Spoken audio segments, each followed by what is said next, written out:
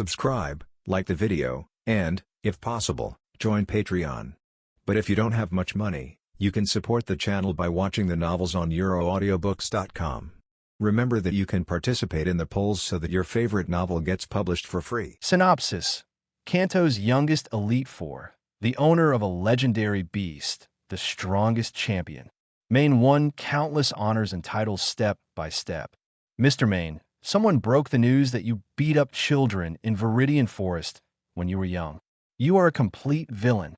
Mr. Maen, someone broke the news that you dated 2 girlfriends at the same time. You are a complete villain. Mr. Maen, someone broke the news that you took Giratina to beat up the other 2 gods of Sinnoh. You are a complete villain. Mr. Maen, do you have any explanation for the above revelations, Mr. Maen? Maen, for these revelations, I just want to say that I am really not a villain. Chapter 1. Traveling through time. Kanto, Saffron City, midsummer. At noon, the sun was like a ball of fire hanging in the sky. Pedestrians on the road were not hiding in the shade. Some Stephanie girls held up parasols and walked on the road in cool clothes, showing off their beauty. In this summer-filled day, a remote alley in Saffron City presented another scene. This alley was completely dim, even under the sun. It was still dark, and the alley was constantly emitting cold temperature. Several Retata were attracted to the entrance of the alley by the low temperature. As soon as they stood at the entrance of the alley, their bodies froze instantly, and then they fled from here as if they had encountered some flood beast. There's really an abnormal situation here.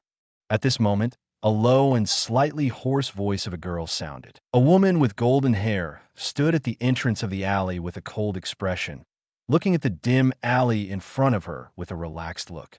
After the woman arrived, the color of the alley became darker, like the black ink normal, as if resisting the arrival of others. If an ordinary person saw this weird scene, he would have turned around and left in a cold sweat.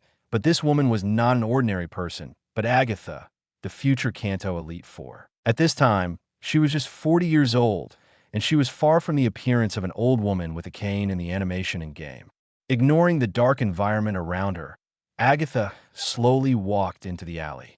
In the darkness, her vision seemed to be unaffected, avoiding some cracked bricks on the ground. When she walked to the end of the alley, she was also surprised by the scene in front of her.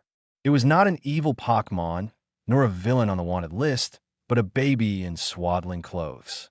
The child was not crying, but was sleeping quietly, and his fair skin was out of tune with the dark environment around him. Agatha saw the child on the ground, also had a puzzled expression on his face. Just as she was about to approach the child, she suddenly stopped and said with a surprised look on her face, Oh, this is really an incredible sight." Just when Agatha was about to approach, dozens of red eyes suddenly appeared in the dark environment around her, and the owners of these eyes stared at Agatha fiercely. "Miss Drevis, Haunter, Shuppet, Sableye, are there any evil Pokemon? Murkrow, Houndoom."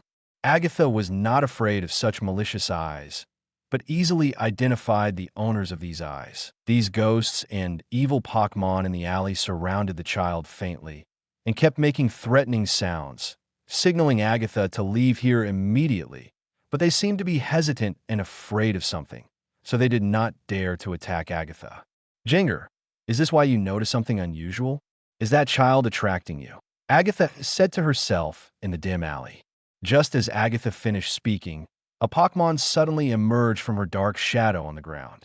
It was Agatha's trump card Pokemon Gengar. Gengar nodded heavily in response to Agatha's question, and then released elite-level pressure on the surrounding Pokemon. But this pressure seemed to intentionally avoid the sleeping child on the ground. Under Gengar's pressure, other ghost and evil-type Pokemon couldn't help but tremble. After all, their strength was too far behind the elite-level Gengar. But under this pressure, they still huddled and didn't want to leave, still guarding the child. Even the knowledgeable Agatha couldn't help showing a surprised expression when she saw this scene and carefully observed the child on the ground, wanting to detect what kind of magic this sleeping child had that made these Pokemon guard here regardless of the danger to their lives. "Gengar, tell them that I have no ill will towards the child." Afterwards, under Gengar's comfort, The surrounding Pokémon finally dispersed their malice, but still looked at Agatha vigilantly. Agatha walked to the child and picked him up.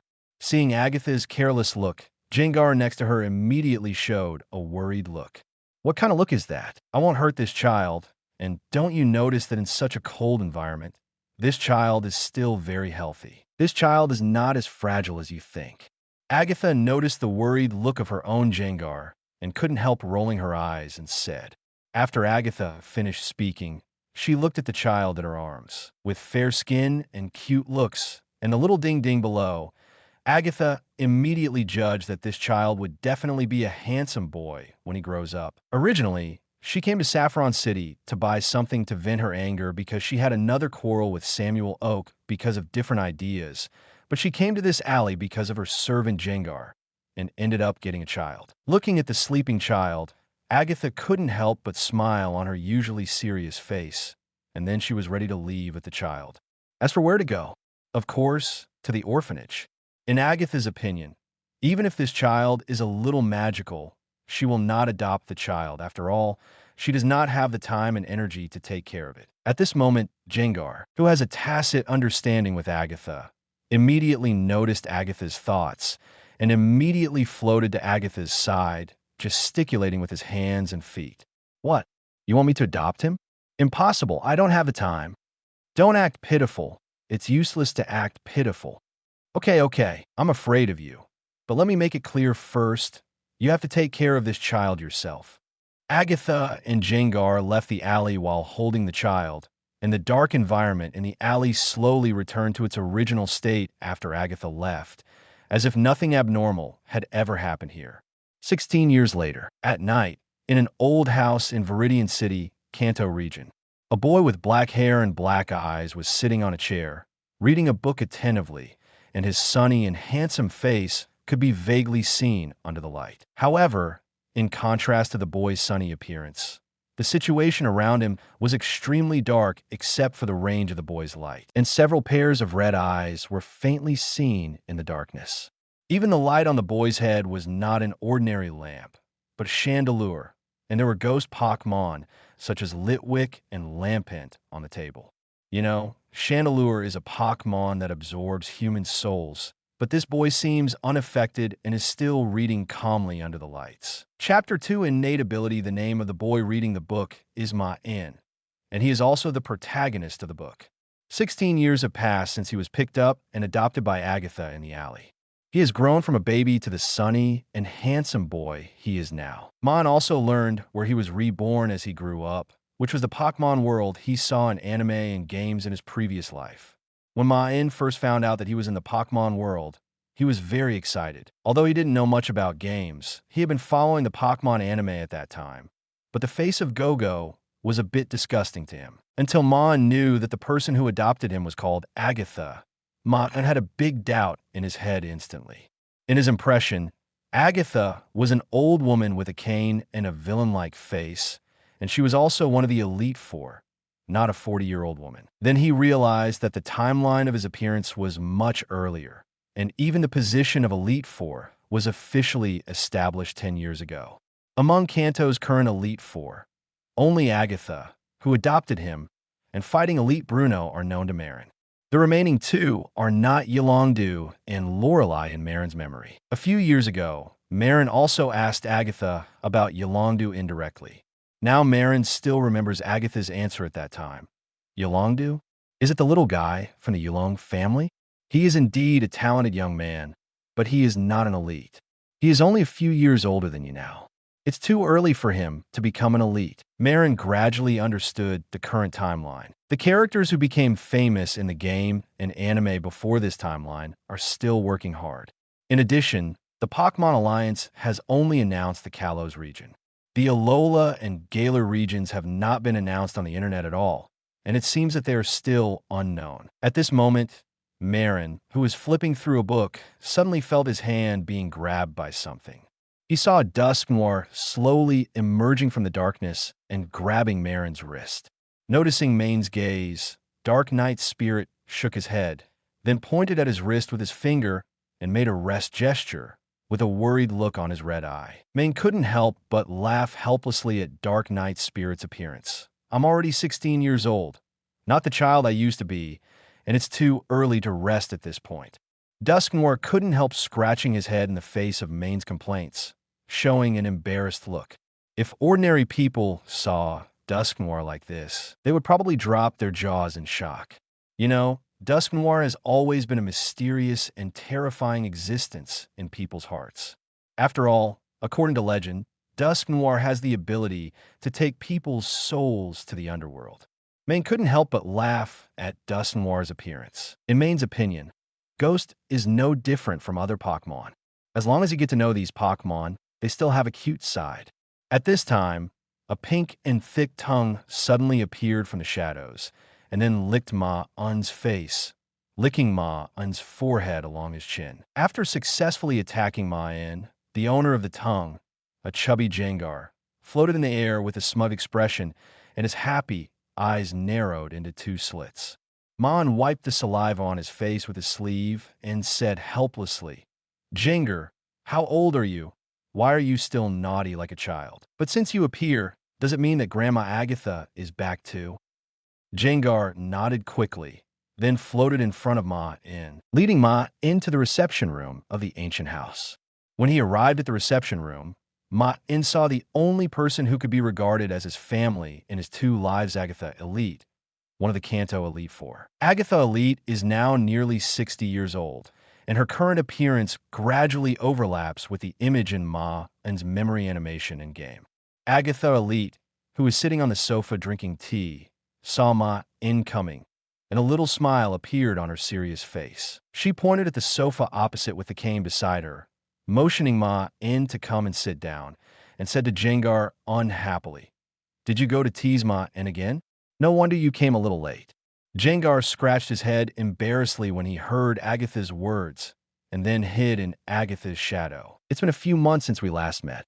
How have you been recently?" Agatha's low voice sounded, and there was still concern in her tone. "Grandma Agatha, of course there's no problem.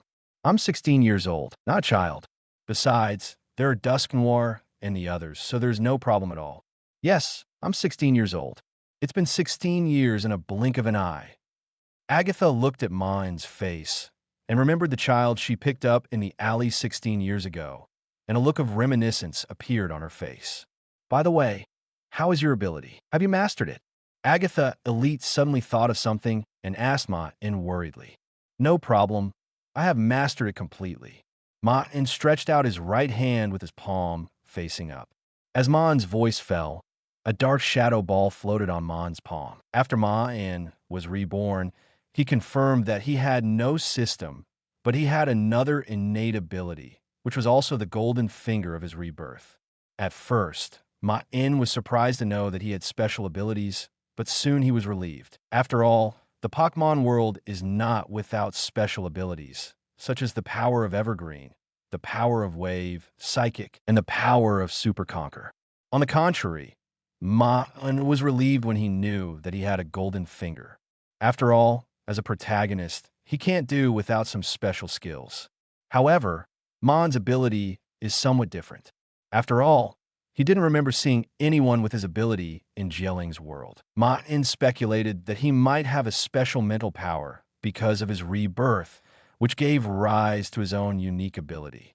Ma-Un called his own unique ability Dark Power.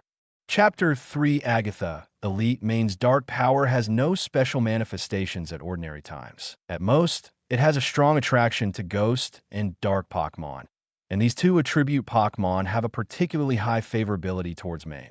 At first, Maen was a little depressed when he thought his ability was just a central air conditioner, until he had an emotional outburst when he was a child. At that time, the intense dark power emerged from Maen's body, and the surrounding area was shrouded in black mist for several meters.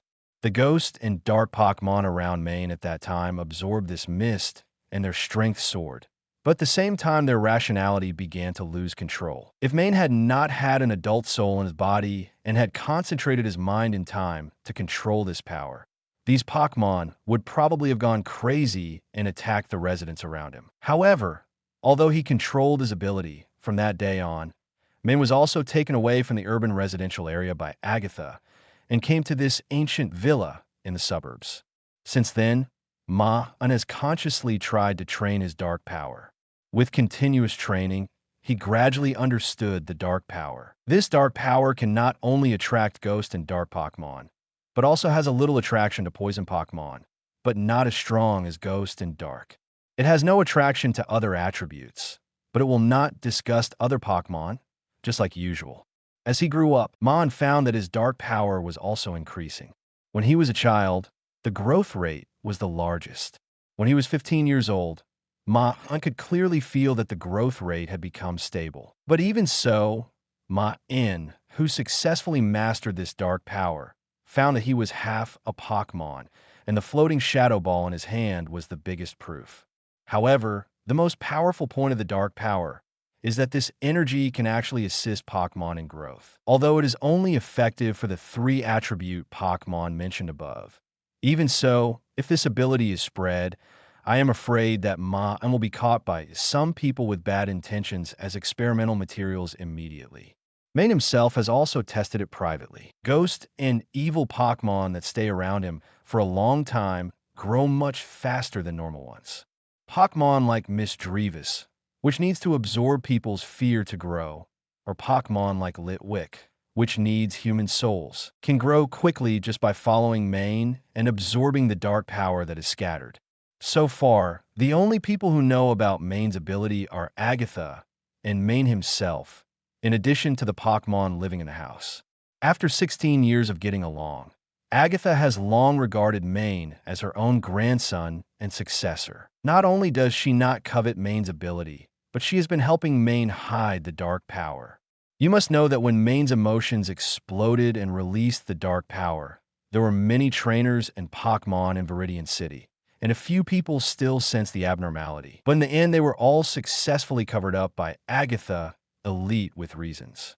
Maen held up the Shadow Ball in his hand, and after seeing the satisfied look on Agatha Elite's face, he squeezed his palm, and the suspended Shadow Ball broke apart, and the dark power turned into mist and scattered in the air. At this moment, Jengar, who had just hidden in Agatha's shadow, suddenly jumped out, opened his mouth wide, and sucked the dark power into his mouth in one breath, and then showed a satisfied expression like a child eating candy.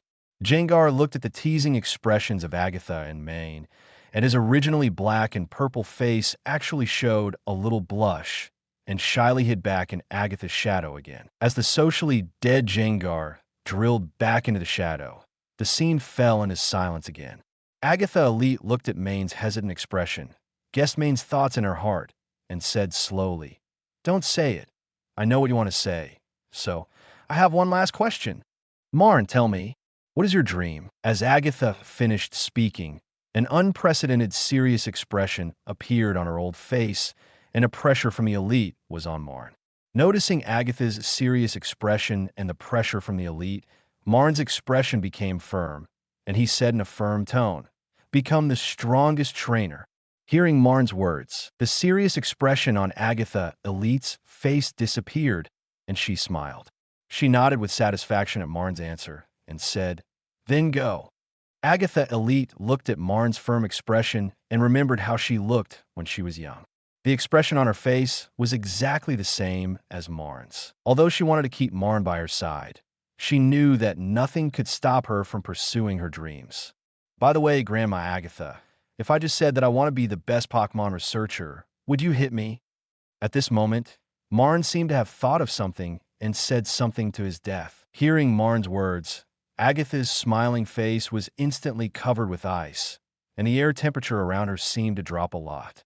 Jengar, hiding in Agatha's shadow, shrank deeper, and several Murkrows in the trees outside the old house were even scared and flew away. Maen had met Professor Oak when he was a child. At that time, Professor Oak had married and had children early, and the children were already adults, so Agatha hid her feelings for Professor Oak in her heart. However, even so, Agatha still maintained her admiration for Professor Oak until Professor Oak decided to become a Pokemon researcher. It was for this reason that Agatha and Oak, who had a good relationship, had differences and began to quarrel constantly. Finally, When Professor Oak chose to give up his trainer status and became a researcher 10 years ago, the two finally broke out in an unprecedented quarrel and finally parted ways. Rationally speaking, Professor Oak's research after becoming a researcher has benefited many people, which is definitely the right choice. But Agatha thought it was a betrayal because Professor Oak said he would always walk in front of Agatha, so that Agatha would never catch up with him. Her original admiration for Oak was instantly filled with Rage's betrayal. As a result, even after 10 years, the two still had contact, but they only met under the official circumstances of the alliance, and there was no private communication. Moreover, Maen had seen Agatha more than once hate Professor Oak in newspapers and news. Looking at Agatha's cold expression, Maen knew that he was asking for death, and immediately jumped out of the sofa and ran back to his bedroom as fast as possible. Agatha looked at Maen's fleeing appearance, and the cold expression slowly dissipated.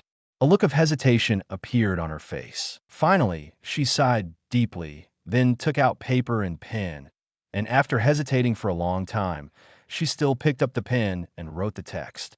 Chapter 4, Elite Level Qualification. Haunter Maen didn't know what Agatha was doing. He was frightened and ran out of the living room at an unprecedented speed. He was relieved when he found that Agatha didn't ask Jengar to catch him. Walking in the corridor of the old house, Maen was in a good mood as he was finally going to be a trainer. He greeted the Pokémon he met along the way, and most of these Pokémon were Ghost and Dark Pokémon. Agatha, a Ghost Elite, is different in reality from in the game. In the game, Agatha, a Ghost Elite, always has 2 Jengars in her lineup, and then Arbok and Crobat. Isn't this the same as a future Dragon Elite? There are not many dragons, but flyings account for the majority. Agatha is also a concept. Rather than a Ghost Elite, it is better to say that she is a Poison Elite. In reality, Agatha has quite a few ghosts, including Crobat, Arbok, and Weezing, but they are Agatha's second-team Pokémon, while the trump card lineup is the Ghost Corps led by Jengar. As the grandson of Agatha, Elite, and the owner of the Dark Power, Maen naturally chose a Ghost as Earl Dervish Pokémon, and he has already started training it early. Maen returned to the bedroom and packed his luggage.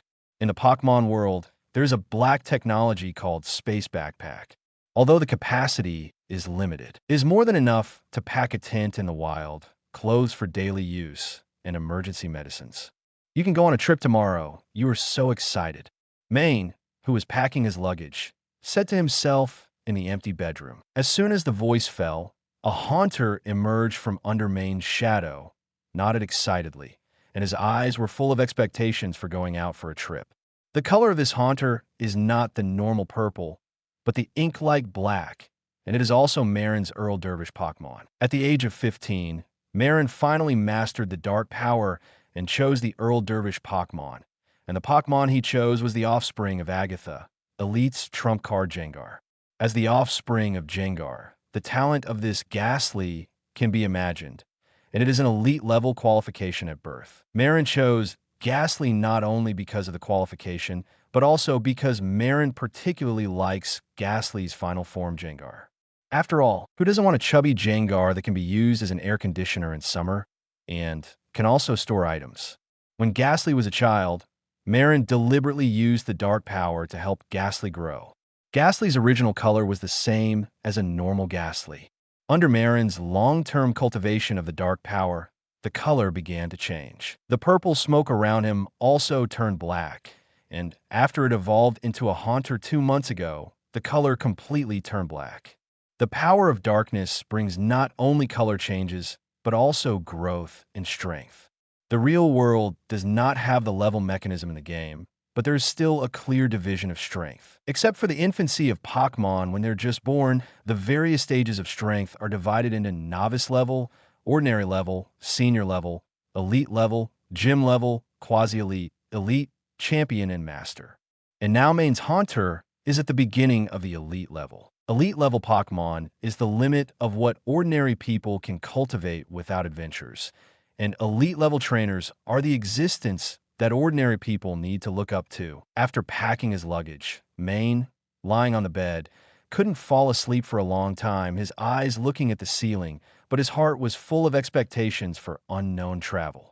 Then Maen got a bolt from the blue. "Grandma Agatha, did I hear it wrong? The travel expenses you provided me are 10,000 yuan, right?" "Of course, but 10,000 yuan is only enough for the fare of moving around the city. Not even enough for food." "Yes, you can find a way to earn the rest of the money yourself." "Do you want to listen to what you were saying? Why do I have to work as the heir of the elite for?" "It is said that the descendants of the elite have unlimited resources." Facing Maen's complaints, Agatha showed a proud smile on her face, saying that these are all training for Maen. After all, trainers need to go through their own training to grow. "Grandma, I'm well read. You can't fool me. I know that the son of Devon Group, Zvochi Stephen, can get whatever he wants from the family." Agatha's face didn't change when she heard what Maen said. She smiled and explained, "Yes, since you know what Zvochi Stephen said, you should also know that this kid has a hobby, right?" "Stone mining." "Yes, although I think stone mining is a bit unprofessional, I have to say that the kid is really talented in stones. Many of the stones he mined are top-level evolution stones and rare gems. So sending these stones back home is also another way of selling them. So the resources he got are all exchanged for his own stones.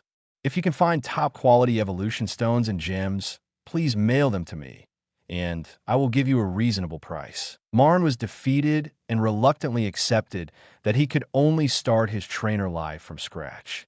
"Don't say that I didn't help you, Grandma. Take this notebook and letter."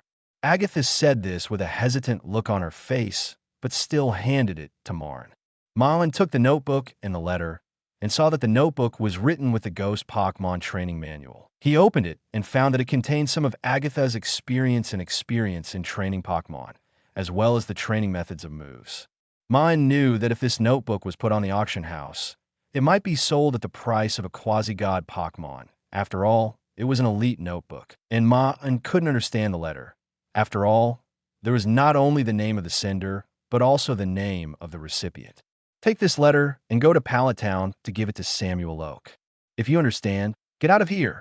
After saying this, Agatha walked towards her bedroom on crutches without giving Maen time to react. Maen looked at Agatha's back, and a feeling of family love surged in his heart. He knew that with Agatha's attitude towards Professor Oak, if it wasn't for him, she would never take the initiative to contact Professor Oak.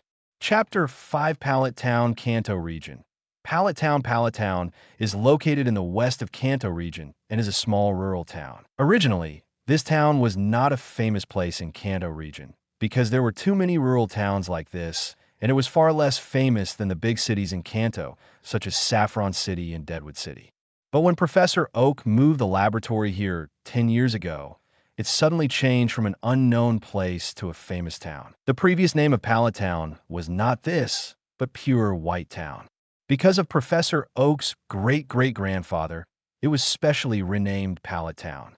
At the same time, this is also the hometown where Professor Oak was born. The most famous building in the entire Pallet Town, Professor Oak's laboratory, is located on a hill in the southeast corner of the town. From the laboratory, you can clearly overlook the entire Pallet Town. After leaving the old house, Maen took a car to come here to visit Professor Oak. Walking on the dirt road in Pallet Town, a gentle breeze blew in the face. Surrounded by verdant turf, the small ponds on both sides of the road reflected the sunlight. The grass on the lawn was green, and some Pokemon could be clearly seen lying on it to rest comfortably.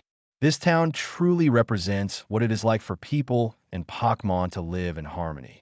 The residents of the town were not wary of the stranger man, but greeted him warmly and asked if there was anything they could help with. After learning that Maen was visiting Professor Oak, the residents also enthusiastically showed Maen the way, and they couldn't help showing a proud tone when they mentioned Professor Oak. After arriving at the laboratory, Maen rang the doorbell of the laboratory. The visual screen on the door flashed, and then Professor Oak's face appeared on the screen. Hello, this is Professor Oak. What can I do for you?" "Hello, Professor Oak. I'm Maen. Do you remember me?" Maen said to Professor Oak on the screen. "Oh." Professor Oak on the screen couldn't help but look at Maen's face carefully after hearing what Maen said, and then said happily, "Little Maen, you've grown up so big. "Come in." As the screen went out, the door of the laboratory slowly opened. As soon as he entered the laboratory, Maen saw Professor Oak in a research suit cooking instant noodles. When Professor Oak saw Maen coming in, he enthusiastically asked Maen to find a place to sit down, and then asked Maen why he came while holding the instant noodles. "Professor Oak, this is the letter that Grandma Agatha asked me to give you." Maen handed the letter to Professor Oak after he finished speaking. Professor Oak didn't finish his noodles after hearing what Maen said, and he coughed directly because of the choking. Seeing this, Maen quickly handed Professor Oak a glass of water. Maen, you said your grandma asked you to bring me a letter?" "Yes, the letter is here." Professor Oak took the letter, hesitated for a while, and slowly opened it. Maen didn't disturb Professor Oak, but looked around the laboratory. Professor Oak's laboratory had nothing but various instruments. Professor Oak often worked day and night for research, so whether in the anime or just now, Professor Oak often ate instant noodles. Moreover, Professor Oak had no assistants here and had been researching here by himself. Professor Oak, on the other side, also finished reading the letter and couldn't help but sigh. Then he sorted out his emotions and called Maen to visit the laboratory. "Maen, this is for you." Professor Oak called Maen and handed him a red square-shaped device.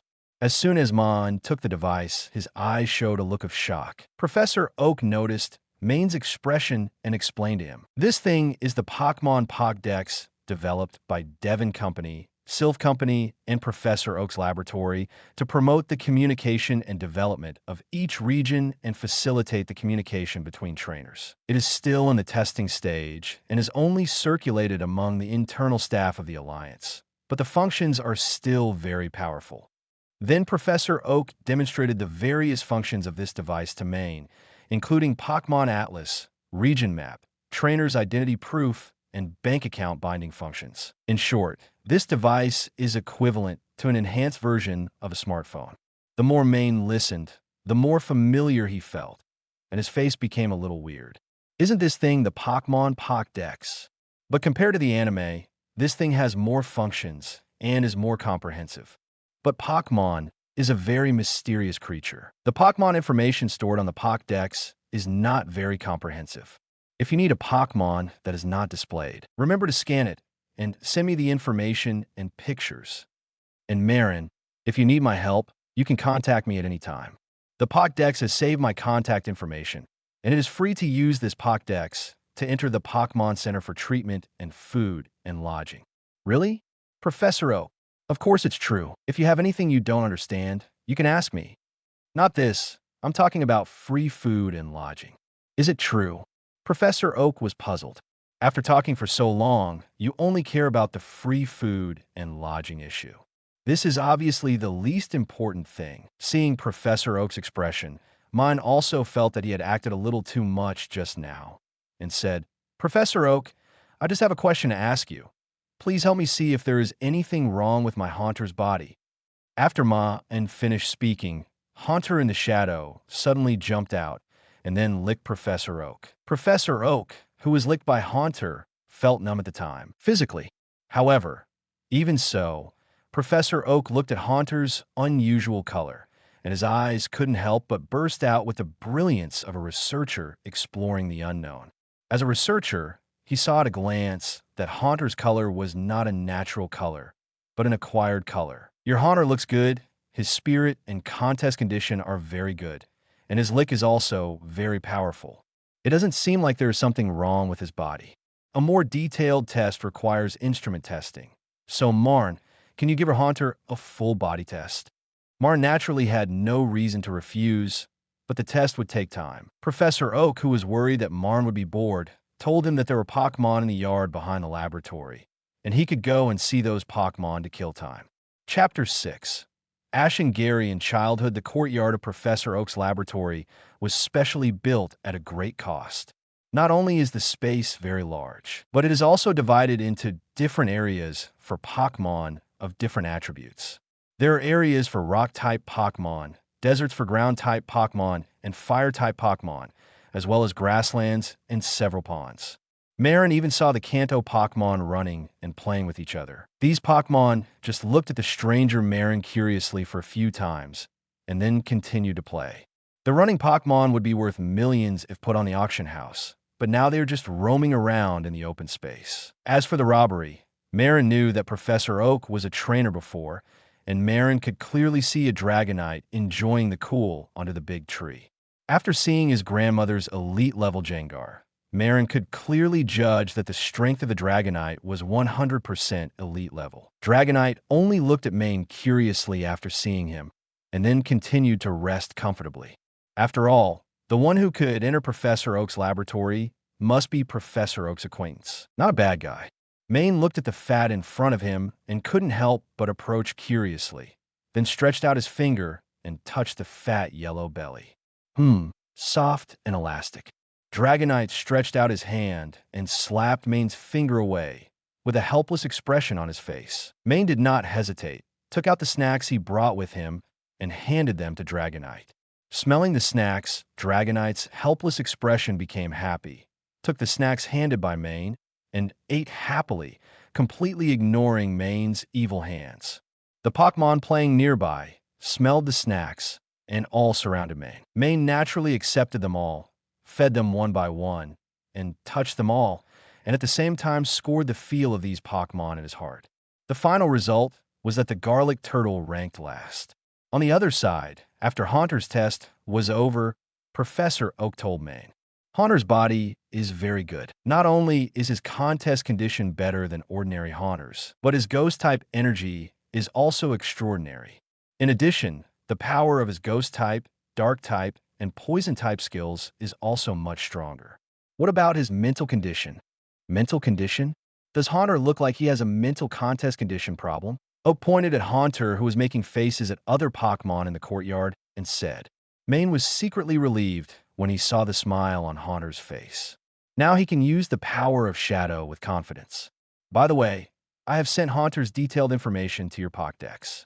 You can check it yourself. After hearing what Professor Oak said, Maen opened the Pokédex and found Haunter's detailed information. Name, Haunter attribute, Ghost, Poison gender, Male ability, Float potential, Elite strength, Elite beginner moves, Lick, Shadow punch, Shadow ball, Dark pulse. Inherited skills, Perish song. It must be said that Maen, the Haunter, is indeed an elite descendant. Not only did he inherit the skill Perish song, but he also has a very comprehensive set of skills. Just as Maen was looking at the Haunter's information, an uproar sound came from outside the laboratory. A black-haired child and a brown-haired child were seen running all the way towards Professor Oak. Maen looked at the two children, and the two familiar names immediately popped up in his mind. Ash. Gary. I got here first. You're kidding, it was obviously me. Forget it, there are guests today. I'm too lazy to argue with you. Ash and Gary ran over while arguing. Gary was the first to show an embarrassed expression when he saw Maen, and then greeted Maen. Maen, this is my grandson Gary Oak, and the other child is Ash. Professor Oak also sat aside to introduce Maen. Big brother, are you a trainer? Ash asked curiously with a gleam in his eyes when he saw Maen. Yes, I am a trainer, but I just started my journey today. Wow, so envious. My family and professor said that it will take me a few years to become a trainer. Tisk, even if you become a trainer, you will be the bottom one. Gary couldn't help but say sarcastically when he heard Ash's words. You must be kidding. I will definitely become a master trainer.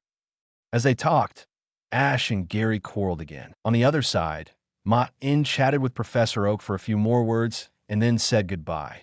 Today, he came to Professor Oak's laboratory. Not only did he get the Pokédex and confirm that his ability would not harm his Pokémon, but he also met the young anime protagonist by the way. This trip to Palatown was a great success. Watching Maen's departure, Professor Oak also returned to his bedroom in the laboratory and opened a locked drawer on the desk. He took out an old photo album, turned to one of the pages, and looked at the yellowed photos on it. The smiles of several boys and girls on it were extremely bright. After taking out the letter he had received before and carefully sandwiching it between the photos, Professor Oak slowly closed the photo album and put it back in the drawer. Professor Oak stood in front of the window, looking at Ash, who was sprayed with water in the face by Squirtle in the courtyard outside the window, and Gary, who was laughing beside him, with a look of nostalgia on his face. Maen left Professor Oak's after the laboratory. I started thinking about my next journey. The first stop of the journey is definitely Kanto region. As for the Indigo Plateau Conference, it depends on fate. However, even if he does not attend the conference, Maen does not plan to give up challenging gyms. After all, fighting with gym leaders is a good way to accumulate combat experience. However, Viridian Gym was excluded by Maen. Now the gym leader of Viridian Gym is Giovanni. At this time, his identity as the leader of Team Rocket has not been exposed. Maen does not want to challenge him and be noticed by him. Although Giovanni's mind should be on training Mutuo now, it does not mean that he will not be interested in Maen's ability. In the end, Maen's goal was set on the Nibby Gym in Nibby City. At this time, the gym leader should still be Flint, Xiaojiang's father. Although Maen despises the morality of Xiaojiang's parents, since he can become a gym leader, it shows that Flint's strength is still worth seeing. Chapter 7. Viridian Forest, the place where the reputation of the evil begins. Maen watched the situation in front of him in silence. Based on the principle that trainers travel by walking, Maen used the map he saw on the POC decks. After returning to Viridian City from Pallet Town, he plunged into the Viridian Forest and planned to cross the Viridian Forest to reach Nibby City. Originally, there was no danger along the way. The Pokemon he encountered in the forest were all Caterpie or Weedle. Maen had no interest in bullying these little guys and planned to quickly cross the Viridian Forest. Then he was blocked. Yes, Maen was blocked. The person who blocked Maen was a child wearing a straw hat with a bug net. That is the legendary bug-catching boy. Looking at your dress, you are also a trainer. Come and have a fight with me between trainers. Maen looked at the bug-catching boy in front of him, who challenged him, and fell into silence. I refuse. Goodbye. Maen really didn't want to waste time with this child, so he turned sideways and prepared to bypass the bug-catching boy in front of him and continue on his way. No, you refuse the challenge. You are not worthy of being a trainer. If you want to go, then defeat me. The insect catcher stopped Maen, who wanted to leave again, and threw a Caterpie to stand in front of Maen. Maen couldn't help rubbing his forehead. He knew that he had to teach this kid a lesson today. Haunter, use Shadow. Forget it, don't use Shadow Ball. Caterpie is innocent. Use Lick. Haunter was a little helpless when he heard Maen's order. It was not the first time for it to fight. When it was still Ghastly, Maen often led it to fight other Pokemon in the ancient house. In addition, Jengar occasionally taught in person. It was not weak in combat experience, but it was the first time to fight such a weak Pokemon. Haunter jumped out of the shadow in an instant, turned into a black shadow, and came to Caterpie in an instant. After a swoosh, Caterpie fell to the ground paralyzed, and then Haunter returned to the shadow again. The whole process took only a few seconds. The insect catcher on the opposite side saw a black shadow jump out of Maen's shadow and stop beside Caterpie. Then Caterpie fell to the ground without even seeing what Pokemon Maen released. Maen ignored the insect catcher who was standing there in a daze and walked past him. So, why is this happening again?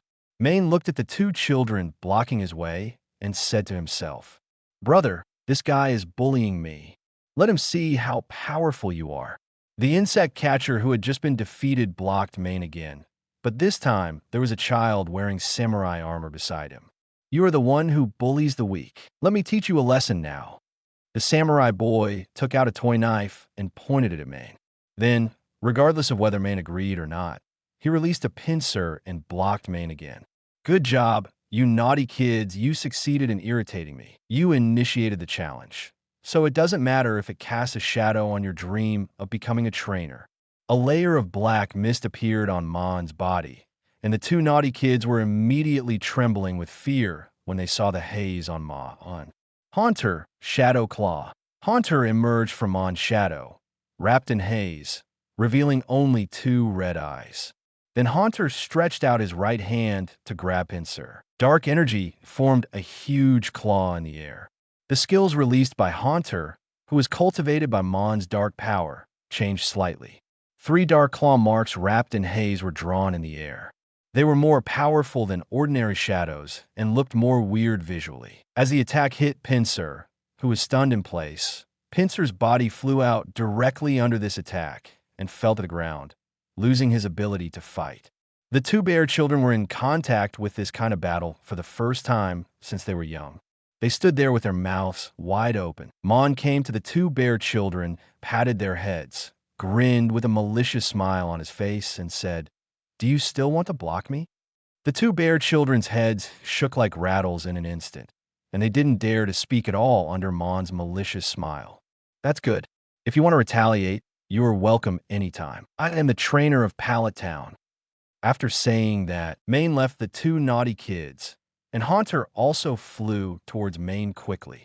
When passing by the 2 naughty kids, he licked each of them, and then smiled strangely and went back into Maen's shadow. Everything that happened today left an indelible shadow on the 2 naughty kids, causing the 2 naughty kids to not dare to fight when they heard the trainer from Pallet Town in the future, which led to the fact that when Ash came here a few years later, there was no famous scene of 2 Kakunas harding each other. At the same time, this is also the starting point of Maen's reputation as the worst trainer in the future.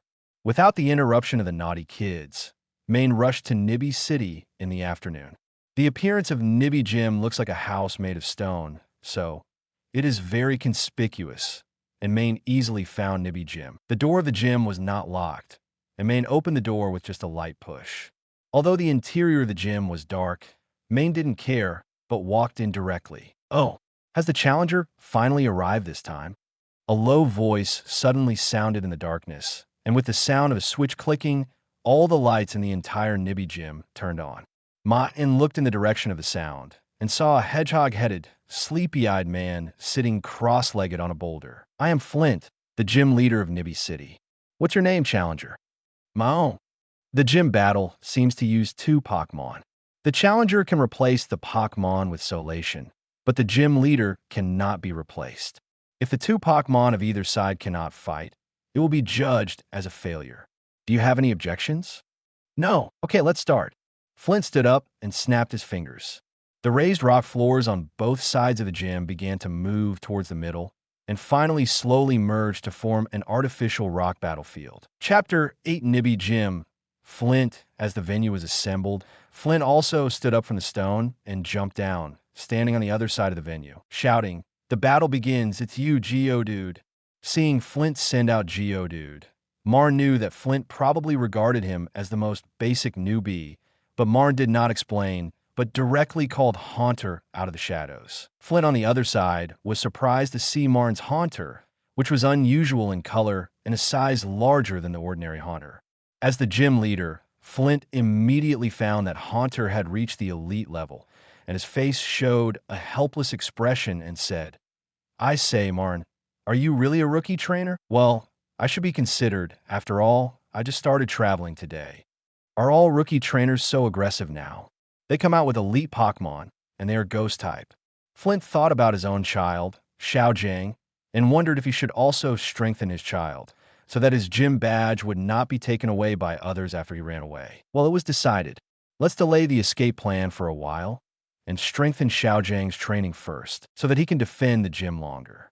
Maen didn't know that because of this challenge, he dug a big hole for the Future Fool again, causing the Future Fool to be abused by Xiaojing 3 times before successfully getting the badge when he came to challenge the gym.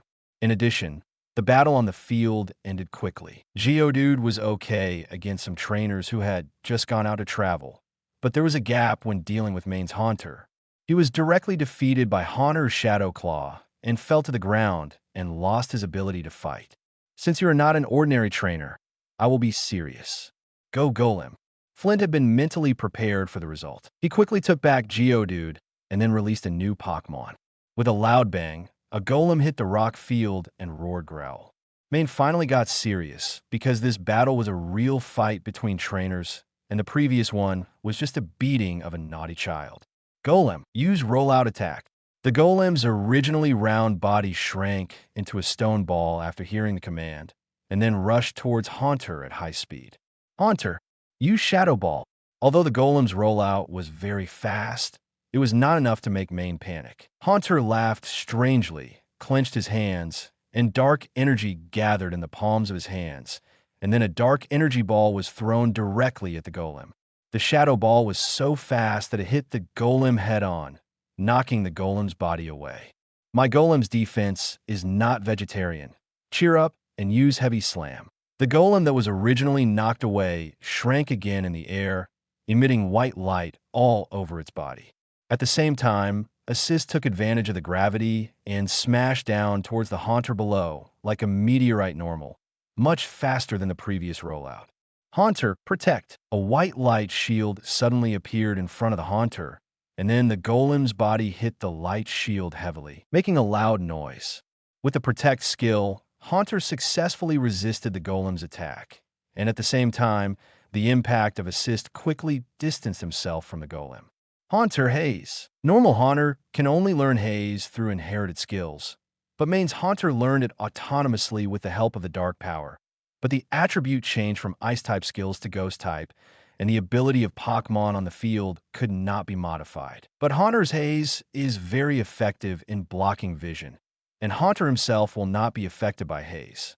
Haunter opened his mouth towards ground and spit out a large amount of haze at the same time, and the entire rock venue was immersed in haze. Don't think that this little trick can work on my golem. Golem, turn at high speed and use the wind to blow away this fog. Flint did not panic after finding that the venue was covered by haze and lost the position of Haunter and commanded loudly. Following Flint's command, Golem turned at high speed on the spot, and the strong wind quickly blew away the haze. However, after the haze dissipated, Flint and Golem still did not see the figure of Haunter. There's no one around, so it must be above. Flint quickly judged the situation and raised his head to look up. Then Flint's eyes, which were originally squinting, were shocked by the scene in the sky and opened. I saw Haunter in the sky holding a shadow ball in both hands and throwing it directly at the golem on the ground. If it was just an ordinary shadow ball, it wouldn't be enough to scare Flint like this, but this shadow ball was too big and its size was close to that of a golem. Even a novice knew that the power of this shadow ball would be very amazing, and Flint had no time to hesitate and could only command the golem to dodge quickly. But he was still a step too late. The shadow ball had been released as early as when Flint found it. When Flint gave the order, the shadow ball had already hit the golem on the ground. With a loud bang like an explosion, a lot of smoke and dust erupted in the field. After the smoke and dust, a big pit was left in the rock field, and the golem in the pit lay in it, losing its ability to fight.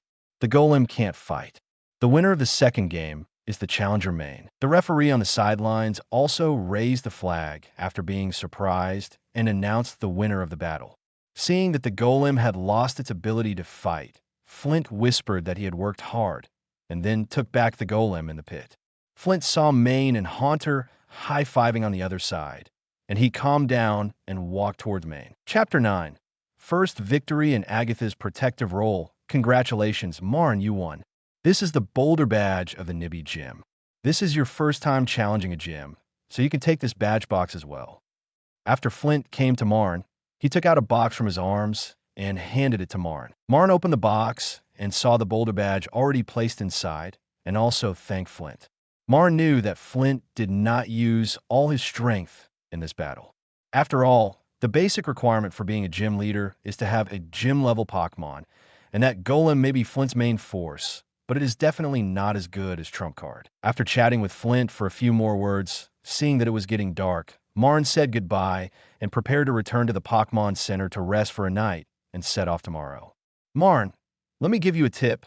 This world is not as harmonious as it seems. Before parting, Flint leaned into Maen's ear and whispered something, then patted Maen on the shoulder and turned back to the gym.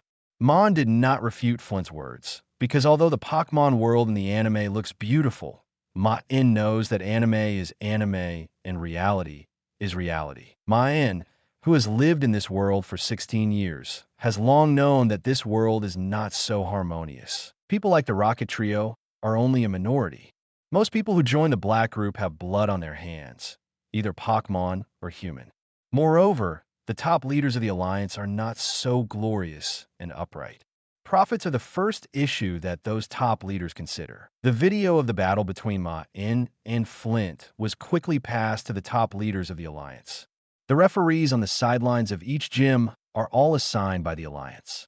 The top leaders will know about this kind of talented trainer. Oh, this trainer is a bit interesting. That haunter is a bit weird. You can continue to observe him. Check his background. See if there is any possibility of winning him over. In a dim room at the Alliance headquarters, several top leaders of the Alliance sat around the table, looking at Maen's paper materials and photos on the table, talking about Maen from a high position, as if they could decide Maen's future at any time. Normal at this moment, the temperature in the whole room suddenly began to drop sharply, and the whole room became extremely cold. Several senior executives immediately sensed the danger and reached out to the Pokeball beside them, but found that they could not move at all. At this time, a series of clicks and clicks sound were heard. The door of the room slowly opened, and Agatha, Elite, walked into the room with a cane. Maen is my grandson.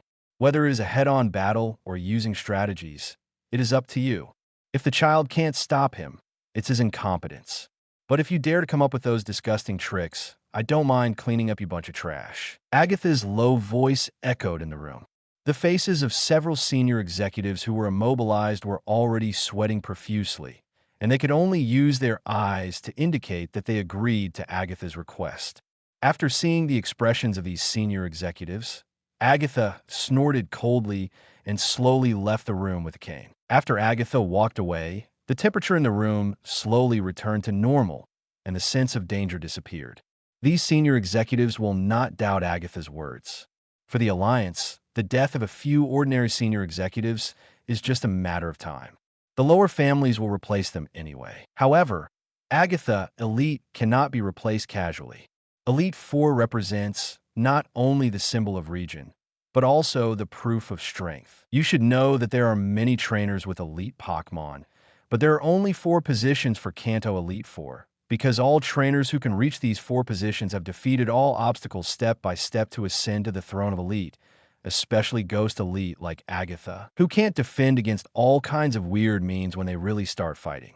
After Agatha left, the news that Maen is Agatha's Elite grandson spread like wildfire.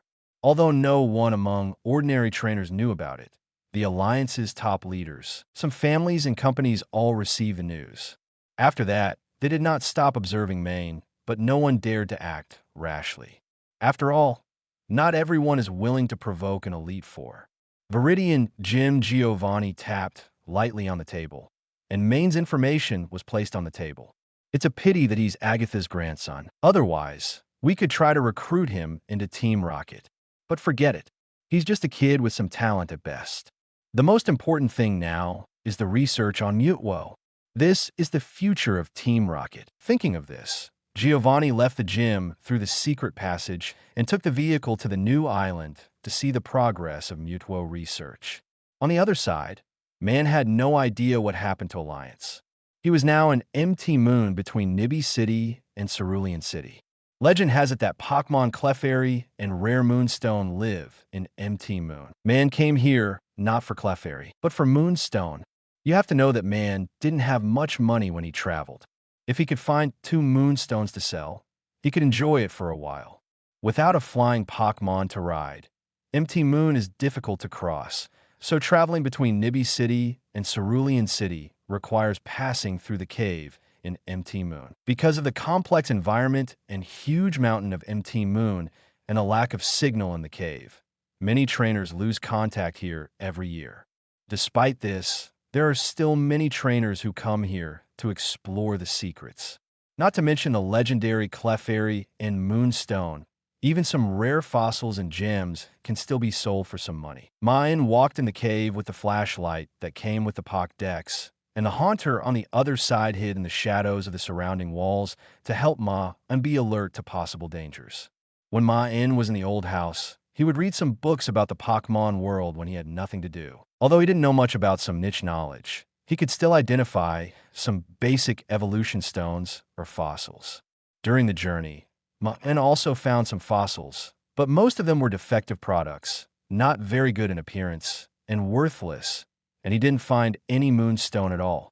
Sure enough, I'm not a European emperor. Just as Maen was silently complaining in his heart, the haunter who had been alert to the surroundings suddenly appeared in front of Maen, and black pointed to the road ahead. Chapter 10. Zvosi Stephen noticing Haunter's gesture, Maen knew that something must have happened ahead, and he silently mobilized his dark power, ready to face any possible danger. The sound of click-click footsteps came slowly from the dark tunnel in front of Maen.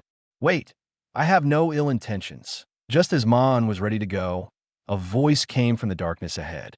Then, Maen saw a faint light, and then saw a man carrying a backpack and a flashlight walking over. But then Maen's sight was attracted by the Pokemon following the man, because the Pokemon behind the man was a Metong, and it was a different color. Different color Metong? Wait, this face seems a little familiar. Seeing the different color Metong and looking at the face of the man opposite, Maen immediately recognized the person. It turned out to be a stone fanatic, the son of Devon Company, Zvosi Stephen. But the current Stephen is still a young version. After all, the Metong behind Stephen has not evolved to Metagross, and he is not the future Hoenn champion now. After knowing that the person was Stephen, Maen relaxed his vigilance. After all, this person's character could be guaranteed. Noticing Maen's actions, Stephen knew that Maen must have recognized him, so he smiled and greeted him. Hello, trainer. My name is Stephen. Nice to meet you. Of course, I know the young master of Devon Group. Hello, my name is Maen. Stephen noticed the excavation equipment Maen was carrying, and a happy look appeared on his face, and he said, Maen, are you here to dig stones too? Have you found anything? Can you show it to me? Stephen showed an anxious look on his face when he mentioned the stones, but after hearing Maen's answer that he had no results, his expression also dropped, and then he smiled embarrassedly. Sorry, I got a little excited when I mentioned the stones. It's okay, but Stephen, did you come to Kanto from Hoenn on purpose? Yes, I originally heard that there were rare fossils in the Science Museum in Nibby City, so I planned to visit it and see if I could buy a few. After coming here, I heard that MT Moon might have rare stones, so I plan to go to Nibby City after collecting stones in MT Moon. Maen listened. Stephen couldn't help but twitch his lips at what he said. As expected, he had a mine at home. He planned to buy fossils from the museum right away. He was really a stone quarrying maniac. He was really passionate. At this moment, Haunter, who had been hiding in the wall, suddenly came out of the wall, whispered a few words to Maen, and then pointed to the stone wall next to him. A hidden cave.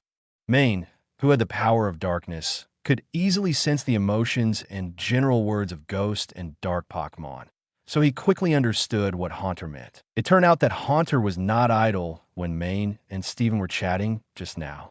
Assisting the advantages of ghost Pokemon, it traveled back and forth in the surrounding stone walls, and then found a cave hidden behind the stone wall. In theory, this kind of hidden cave is likely to have a good harvest, but the problem is that Haunter said that the cave is hidden behind the stone wall. Maen doesn't have a Pokemon that can destroy the stone wall. If Maen and Haunter work together, they can use their skills to smash the stone wall, but the environment of the cave is very fragile. Violent mining can easily cause collapse, which will put them in greater danger. Wait, isn't there an expert in this area? Maen slowly looked at Stephen. Stephen, come out, Agron. After Maen told Stephen that he had found a hidden cave and asked Stephen if he was willing to explore it together, Stephen readily agreed. After all, exploring the unknown is also fun for Stephen. Thanks to Stephen's Agron and Haunter's guidance, the two chiseled through the stone wall and came to the secret cave they had just discovered. As soon as they saw the cave, Maen and Stephen showed surprise on their faces. Because this cave can clearly see traces of excavation, and these are traces left by artificial mining. But the two had walked all the way before, proving that the cave entrance was completely hidden behind the stone wall, which only proved one thing. That is, there might be a hidden ancient relic in the cave. The dark cave was like a gaping bloody mouth, but Maen and Stephen, standing at the cave entrance, did not feel afraid, but could not hold back their steps and explored into the cave. Sure enough, after entering the cave entrance, the scenery changed a little. The stone walls on both sides of the walkway were engraved with strange patterns, and the ground road was also very flat, which made Stephen and Maen more convinced that this place did lead to an ancient relic. Maen took out the Pokemon Pokédex in his arms and took a picture of the carvings on the wall, intending to send it to Professor Oak after going out. When Stephen saw Maen take out the Pokemon Pokédex, he showed a surprised look on his face and said, "Maen, do you also have a Pokemon Pokédex? What a coincidence. Let's go out and add a Pokédex friend." Sure. Maen had no reason to refuse Stephen's suggestion, not to mention Stephen's identity as the young master of the Devon group. There was no reason for Maen to refuse to make friends with Stephen. The two explored all the way and continued to move forward. As they continued to move forward, they could clearly feel that the road ahead was getting wider and wider, indicating that they were getting closer and closer to the end. Not long after, the two finally reached the end, and then they came to a huge stone chamber. In the center of the stone chamber was a huge sarcophagus, and next to the huge sarcophagus were many small sarcophagi, and the surrounding walls were carved with murals. Tomb. After seeing the layout of this stone chamber and the placement of the sarcophagus, this word immediately appeared in Maen and Stephen's mind. Chapter 11, Stephen. Although I don't understand, I am deeply shocked to some extent. Maen and Stephen's guess was not wrong. This is indeed a kind of ancient ruins, but it is just a mausoleum. Maen and Stephen first came to the stone wall and looked at the murals carved on it. The murals probably recorded a period of history in ancient times, as well as the origin of this mausoleum. An ancient lord took Pokemon, which was still called magic beasts at the time, to conquer everywhere and conquered a large area of land. After he died, he chose this place as his tomb to prevent others from stealing his tomb. The largest sarcophagus in the middle of the tomb is the coffin of the Lord, and the other coffins are the sarcophagi of the people who were buried alive. That's right, it is a burial, not a burial companion. Although this Lord is good at fighting, he is also extremely cruel by nature. Before his death, he selected many people and Pokemon as burial companions to accompany him to be buried here. But the difference between burial and burial companion is that it is to make a living person die abnormally by some means and then be buried in a tomb.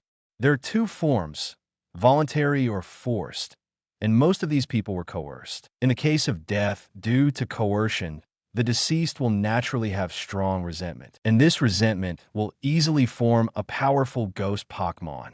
These are not the most important issues. The most important thing is that Maen and Stephen clearly saw on the stone wall that the Lord left a Pokemon to guard his cemetery before his death. The temperature in the tomb began to gradually become colder, and one Pokemon after another slowly emerged from the sarcophagus. At the same time, in the sarcophagus buried in the ancient Lord, a saffron-colored coffin-like normal Pokemon slowly opened its eyes. Then a coffin-like Pokemon slowly emerged from the sarcophagus, and Maen immediately determined the identity of the Pokemon. Cofagrigus. At the moment Cofagrigus woke up, the surging pressure on his body also made Maen and Stephen feel the pressure. Hey, this is not good. Stephen's face slowly left cold sweat. Then he looked at Maen beside him and said, "Maen, you run quickly. I'll cover you. I have something to save my life. The chance of escaping is greater than yours." After that, Stephen released all the Skarmory and Aggron on his body. Maen was a little surprised to hear Stephen's words, and then a smile appeared on his face, thinking that he was worthy of being the future Hoenn champion, and this behavior was worthy of the title of champion.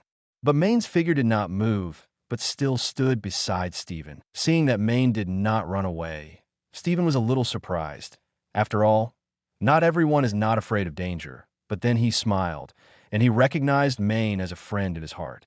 However, Stephen was a little confused by Maen's behavior next, because Maen actually walked towards the direction of Cofagrigus. Stephen did not have time to think about it, and was ready to let Maen use confusion to pull Maen back, but was quickly stopped by Maen. Then there happened a scene that Stephen would never forget. In the future, when Stephen became the champion, he could not help showing admiration and strange expressions on his face whenever he mentioned his first adventure with Maen. Maen slowly moved towards Cofagrigus, but surprisingly, all the other ghost Pokemon around him did not attack. but looked at Maen with curiosity until Maen stood in front of Cophagraigus. Maen stretched out his right hand towards Cophagraigus, and then saw a wisp of black smoke drifting towards Cophagraigus. Before Cophagraigus fell asleep, Cophagraigus only remembered that his previous master had ordered that all humans who entered here should be killed. But for some reason, looking at Maen in front of him, Cophagraigus had no intention of killing him at all. Instead, as Maen got closer and closer, the face of the former master, who was already blurred, became even more blurred and then slowly turned into the appearance of Maen. And watching the human opposite him stretch out his hand and release a haze, the moment the haze appeared, Cophagraigus felt that the haze was madly attracting him, and his mouth opened involuntarily, sucking in the haze. Stephen looked at the scene not far away and began to wonder if he was dragged into the illusion by the ghost Pokemon.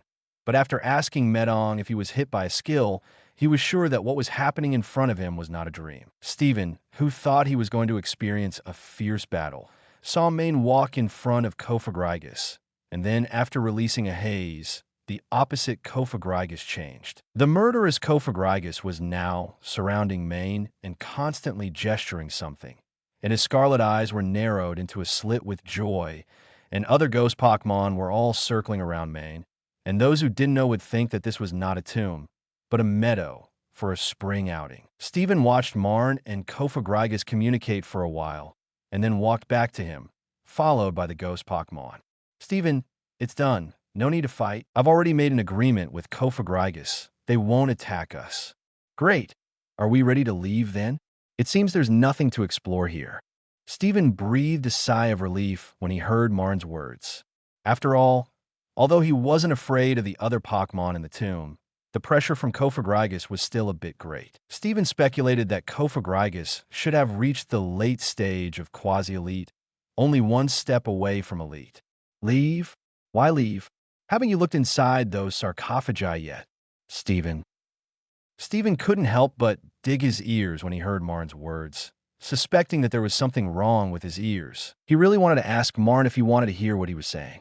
It's good enough that Cophagraigus didn't lock them in his stomach and make them into mummies, but now you're telling me that you still want to open the coffin. Well, Maen, forget about opening the coffin. After all, it's the coffin of Cophagraigus' master.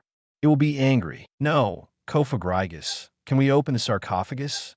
Cophagraigus nodded immediately after hearing Maen's question, and other ghost Pokemon also said that they could open their coffins after hearing Maen's words. Stephen felt that his worldview had collapsed. If he hadn't been taught not to swear casually since childhood, he would have cursed. Stephen had never heard of someone breaking into someone else's tomb and opening the coffin in front of the Pokemon guarding the tomb, and the Pokemon guarding the tomb looked very happy. Chapter 12. Stephen, Maen, you're such a bad guy. Stephen couldn't help but twitch his lips. Looking at Cophagraigus, who looked like he was asking for the coffin to be opened, he forced himself to hold back his complaints. That Maen, after all, that is where the dead sleep. It would be too much to open the coffin and dig the grave. It would also be a bit unlucky. It would be too much of a blasphemy to the dead. Maen was stunned for a moment when he heard Stephen's words, and then he felt that Stephen did have some truth in his words. After all, it was a bit too much to open someone's coffin like this. Stephen, you have some truth in your words. It is indeed a bit too much for us to open the coffin ourselves, but if Cophagraigus and the others send it over themselves, would it be okay? Stephen. After Stephen was shocked, he saw Maen say this to Cophagraigus and the others. Then Cophagraigus and the other ghost Pokemon all quickly flew to the sarcophagus, opened the coffin by themselves, and took out all the burial objects inside. Among them, Cophagraigus took the most things. Entering the mausoleum is fine, and then opening the coffin, the most important thing is that they actually let the Pokemon guarding the tomb bring the things in the coffin themselves. Stephen looked at Maen, who was smiling beside him, and felt that his friend was really a big villain. Maen, who had no idea that he had become a big villain in Stephen's mind, was happily counting the things brought by Cophagraigus and others. Stephen felt that he really couldn't stand it anymore. He felt that his worldview today needed to be reshaped. He turned around and planned to leave the tomb first. He was afraid that his worldview would be completely shattered if he stayed for a while. Stephen, where are you going? Kophagrigus and others have a lot of ancient fossils here. Do you want to take a look?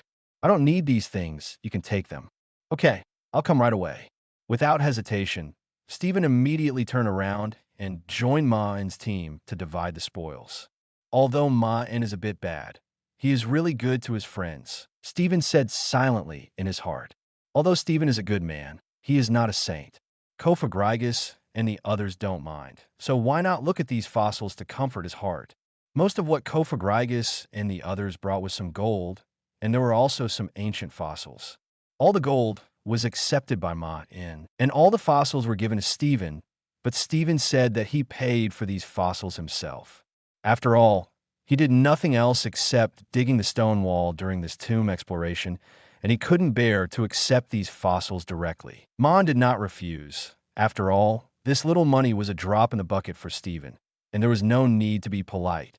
However, when Kophagrigus took out the last thing, Maen still showed a surprised expression on his face, because the thing in Kophagrigus' hand was like a glass bead normal, and there was something like a DNA chain normal in the bead. Mega Evolution Stone. You should know that the Mega Evolution Stone appeared in the Kalos region in the anime, and Maen didn't expect it to appear in the Kanto region. Maen guessed that in the real world, there are actually Mega Evolution Stones all over the world, but Kalos region was the first to discover their true use, and at this point in time, Maen has not heard of anyone mastering the ability of Mega Evolution. In other words, Mega Evolution Stones hide huge wealth. Well, this bead, Stephen looked at the Mega Evolution Stone in Kophagrigus' hand and showed a thoughtful expression on his face. What? Stephen, have you seen this kind of bead? I have seen it. I still have a few in my collection at home, but I haven't figured out the source of this thing yet, so I have kept them at home as a collection. Damn, dog rich man. Maen looked at Stephen's indifferent expression and was extremely envious. He was so excited to see one here, but he used all the mega stones in his family as collections. Stephen, if you believe me, you'd better do your best to collect this kind of beads after you go back. Maen could have completely not mentioned this matter, but Stephen had seen his surprised expression when he saw the Mega Stone just now, and it was too much effort for him to collect Mega Evolution Stones with his own strength, because this kind of thing cannot be affected by strength. More importantly, it requires a wide network of people. Maen himself is a rookie. As for Maen's grandmother Agatha Elite, you can ask this old lady to beat people, but she's not good at this kind of thing at all. And Stephen in front of Maen is the young master of Devon Group, and is more adept at doing this kind of thing. Another reason why Maen did this is that if the Mega Stone in his hand is not what he needs, he can find a way to exchange or buy it from Stephen. No problem, Maen, but if you need it, just go to me directly, forget about buying it. After all, this is a business between you and our Devon company. As a partner, you can use it for free. Stephen did not ask Maen what the Mega Evolution Stone is used for, just like he did not ask when he saw Maen release haze just now. Everyone has their own secrets, and Stephen is not interested in exploring the secrets of his friends. Maen also looked at Stephen in front of him with some surprise, and then a smile appeared on his face, and he also admitted in his heart that Stephen was his first friend in this world. After counting the harvest, Maen and Stephen planned to leave the tomb. But before leaving, Maen gave most of his dark power to Kophagrigus and others, so that they could have a good meal before falling asleep again. When Kophagrigus wakes up next time, it is likely that it has truly entered the elite stage. Maen and Stephen also came to the outside of MT Moon. After adding Pokemon Pokédex friends, Maen and Stephen parted ways. Before parting, Maen gave all the gold to Stephen, and Stephen directly transferred money to Maen according to the gold price. Maen embarked on the journey to Cerulean City again, and Stephen said that he planned to go back to MT Moon to see if he could find some fossils. After seeing Maen off, Stephen's Pokemon Pokédex suddenly rang. It turned out to be a message, and the owner of the message was named Zafuchi Mujin. Chapter 13, it's you. Flying. Dragon Elite Zvochi Mujin is the current president of Devon Company and Stephen's father. Stephen's interest in collecting rocks was inherited from Zvochi Mujin, so he knows his son's daily habits very well. All notifications are sent in the form of messages, After all, when mining underground, most of the time, the signal cannot be received. Stephen looked at his father's message, and his expression was surprised at first, and then gradually became weird. He dialed the call function of Pockdex and called his father. "Oh, Stephen, it seems that you have come out of the mountain. How is it? Did you dig up any rare rocks? It can only be said that they are worthy of being a family." Zvochi Mujin asked about the stones as soon as he opened his mouth. "I did get some results, father, and I also saw your message." "Oh, it's okay if you saw it, but don't take it too seriously. It's just that this news is a bit surprising. After all, I didn't expect that Agatha, Elite, actually had a grandson. But I heard that she was not married, so it seems that the child was adopted. I remember that the child's name seemed to be Maen. If you meet him, you can get to know him. Don't be too deliberate." Father, I have met Maen." "Oh, I remember you met the child in MT Moon in the mountains, but it's almost the same when you think about it. He just challenged the Nibby gym, and it's reasonable that he should have gone to MT Moon. But speaking of it, what do you think of the child named Maen?"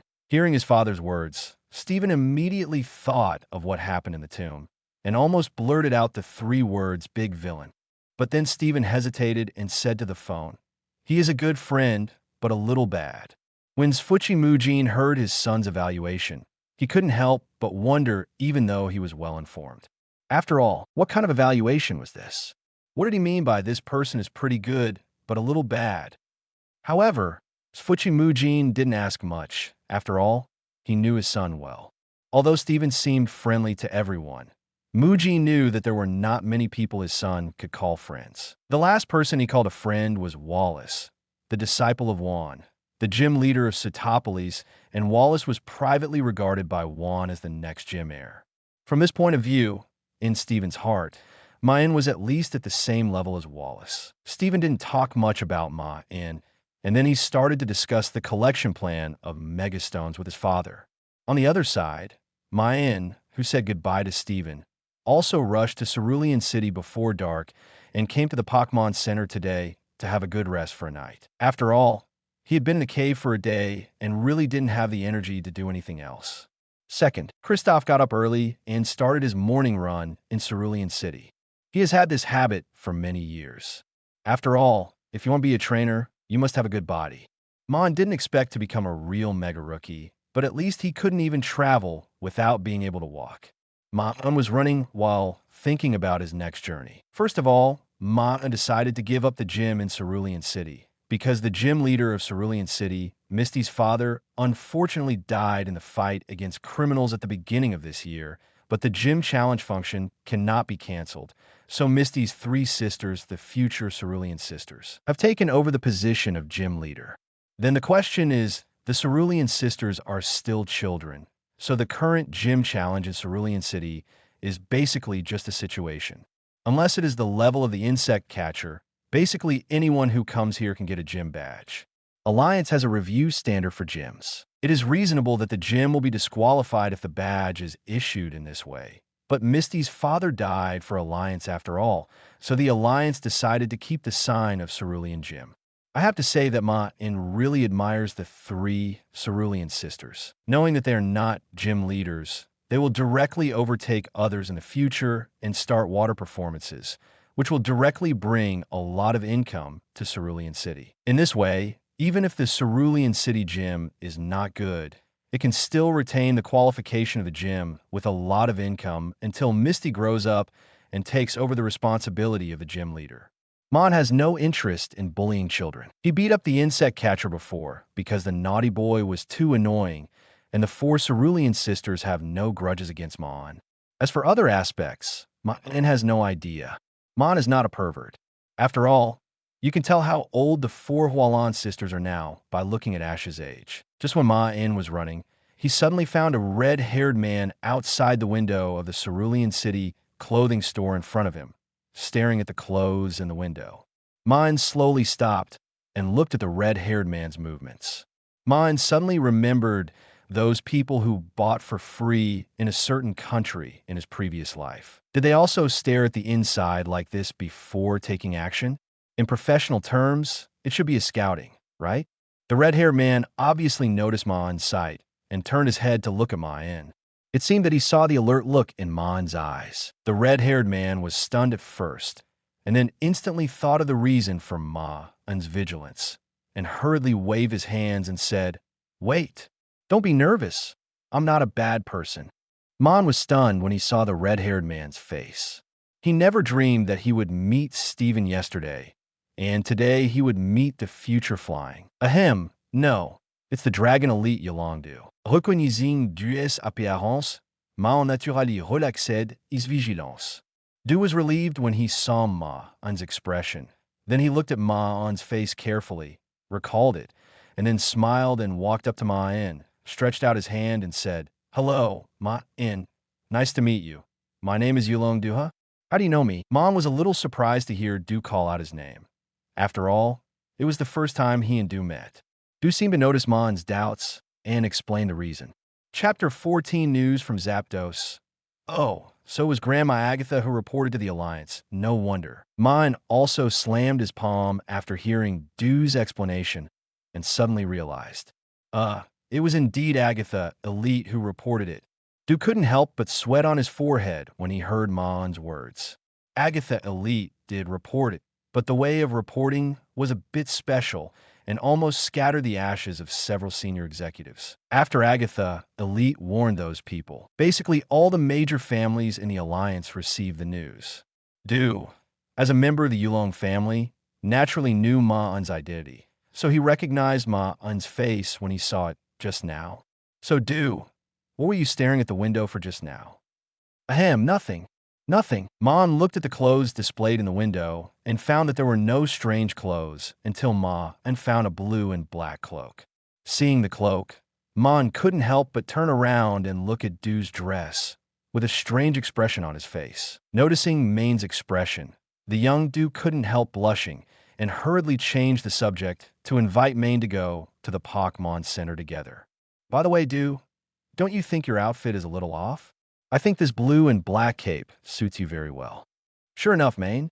You also think this cape is very cool. Dragon-type trainers should be equipped with such a cape. Do you want one too? With your temperament, I recommend you to use the black one." Hearing Maen mention the cape, Du's face suddenly showed excitement, and he said loudly to Maen. Maen hurriedly stopped Du's recommendation, and then said that he was not interested in the cape, and then persuaded Du to act instead of being tempted, and quickly buy it to try. After a while, Du showed a satisfied expression on his face when he left the store, and Maen also felt that Du's outfit was gradually matching the anime and games. Wait, so, is Du's choice of cape in the future still recommended by Maen himself? "By the way, Du, why did you come to Cerulean City?" Maen and Du asked casually as they walked towards the Pokemon Center. Du couldn't help but pause for a moment when he heard Maen's question. Although it was very short, Maen still noticed it. "Ahem, nothing, just happened to pass by." "Passing by? When will you leave again? Where's the next stop?" Maen showed a look of doubt on his face. Seeing the doubt on Maen's face, Du also showed an embarrassed expression on his face and scratched his cheek embarrassedly. "Maen, you can see it. Let's find a secluded place, and I'll tell you the reason." The two went all the way back to the Pokemon Center and came to the single room where Maen lived. Du began to explain the reason for coming to Cerulean City. "Maen, you should know that the previous owner of Cerulean City died at the beginning of the year." "I know. Are you here to investigate this matter?" "I remember that the criminals at that time should have been arrested, and their souls should have gone to the underworld now. Yes, the criminals have been solved, but the problem is the reason why these criminals came to Cerulean City." "Reason?" "Yes, the reason why these criminals came to Cerulean City was that a piece of news appeared at the beginning of the year." "What news?" "The legendary Zapdos appeared in the power plant east of Cerulean City." Du paused, and then slowly told the news. Maen showed a shocked expression on his face when he heard Du's words. Maen thought that there was indeed Zapdos in the power plant in the previous life game, but he didn't expect it to appear in reality. Seeing Maen's shocked face, Du thought he was shocked by the news of Zapdos, and continued, "Yes, it is Zapdos. At the beginning of the year, there was indeed a strange situation in the unmanned power station. The electric Pokemon there suddenly became unusually active and became very manic. Originally, the Alliance didn't take it seriously, but until the beginning of the year, someone suddenly claimed to have found traces of Zapdos in the power plant. When Maen heard this, he knew why the Cerulean Gym leader sacrificed himself. After all, that was the trace of Zapdos. As long as they are trainers, 90% of people can't resist the captivate of the mythical beast. The power and uncertain whereabouts of the mythical beast can't dispel people's desires at all. And those who dare to covet Zapdos naturally have some strength. Although the strength of the Cerulean Gym leader is not bad, he still fell into the trap when facing these criminals. So are you here to confirm the truth of the news? Or are you here for Zapdos as well? My main purpose is to come to investigate because I heard that there was another unusual movement at the power station. As for the news about Zapdos, after the death of the Cerulean Gym leader, the Alliance had already commissioned the elite to investigate and clean up a group of criminals who stayed here. At this point, looked at Maen and continued. The elite sent is Agatha elite. Maen thought that his grandmother did go out at the beginning of the year, and that was when Grandma Agatha came back and told Maen the news of the death of the Cerulean Gym leader. What are the results of the investigation? The results of the investigation are that Zapdos did appear in the power plant. Agatha elite found traces at the scene, but did not find Zapdos' true body in the power plant. Alliance speculated that Zapdos had left the power plant after a short stay. Well, in this case, the matter should have ended. It should have been like this. But after so much time, there's still many criminals who have not given up and are still roaming around Cerulean City. In addition, there is news of unusual movements in the power plant, so the Alliance can only send people to capture these guys. Maen was speechless when he heard what Du said. After all, people's greed is endless.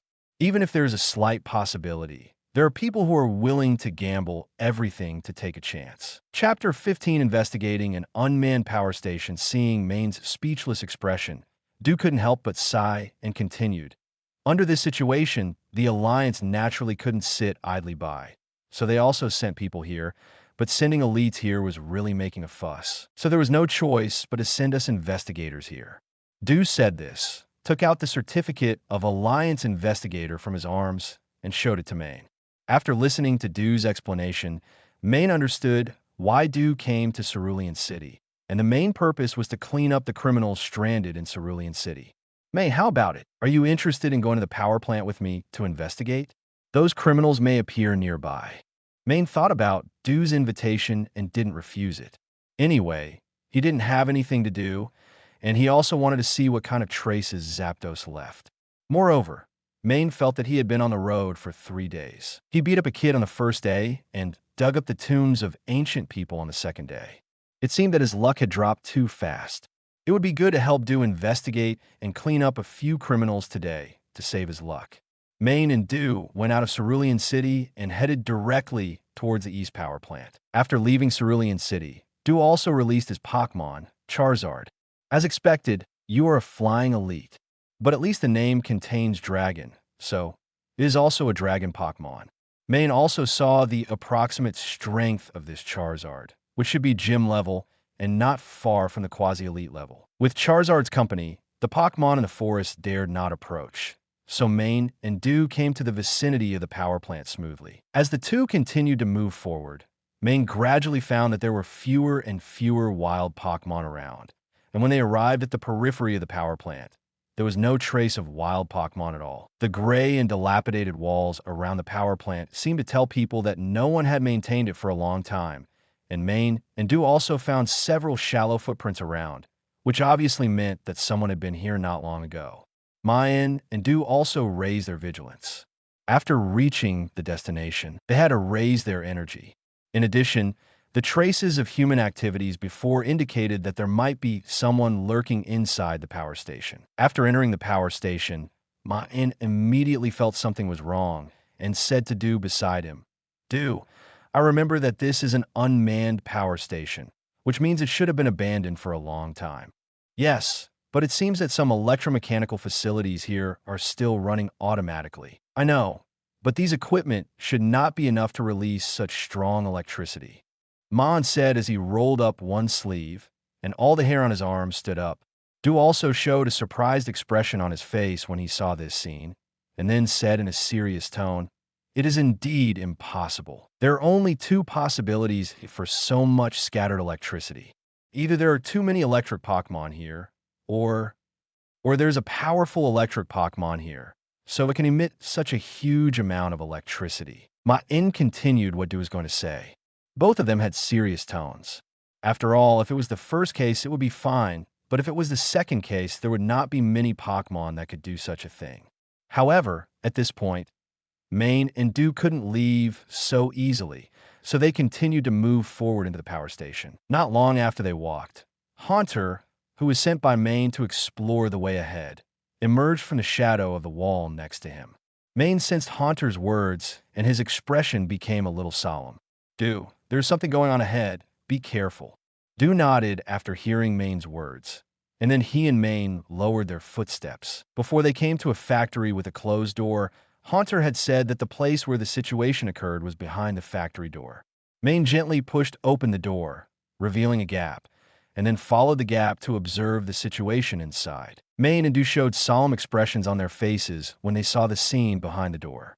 There were Magnemite and Magneton swimming around in the factory behind the door, and there were dozens of them at a glance. The most important thing was that Maen clearly saw that there were several charcoal-like humanoid objects lying on the floor under these Pokemon. No need to guess. Those few charcoals must be the criminals who entered here before, and the murderers are naturally these Magnemites and Magnetons. Seeing this situation, Maen and Du's scalps were a little numb. If it was a one-on-one situation, it would be fine, but there were too many Magnemites and Magnetons here. If these Pokemons came up with a combination of electric moves, Maen and Du would have to become one of those charcoals on the spot. Maen and Du could only retreat from the gate and find a quiet place to discuss the next countermeasures. First of all, the tactic of frontal breakthrough is absolutely impossible. There are dozens of Magnemites seen from the crack of the door, and the number of Magnemites in the entire power station may be more than the number seen. So they can only find a way to enter the interior of the power station from the side. But fortunately, there is a topographic map in the power station. The two carefully checked the map before entering the power station and knew that there was a passage on the other side that could also enter the interior. The two chose to move through the passage on the other side. The passage was much safer than the room just now. Although there were electric Pokemon along the way, most of them were alone. Maen and Du passed through the passage easily.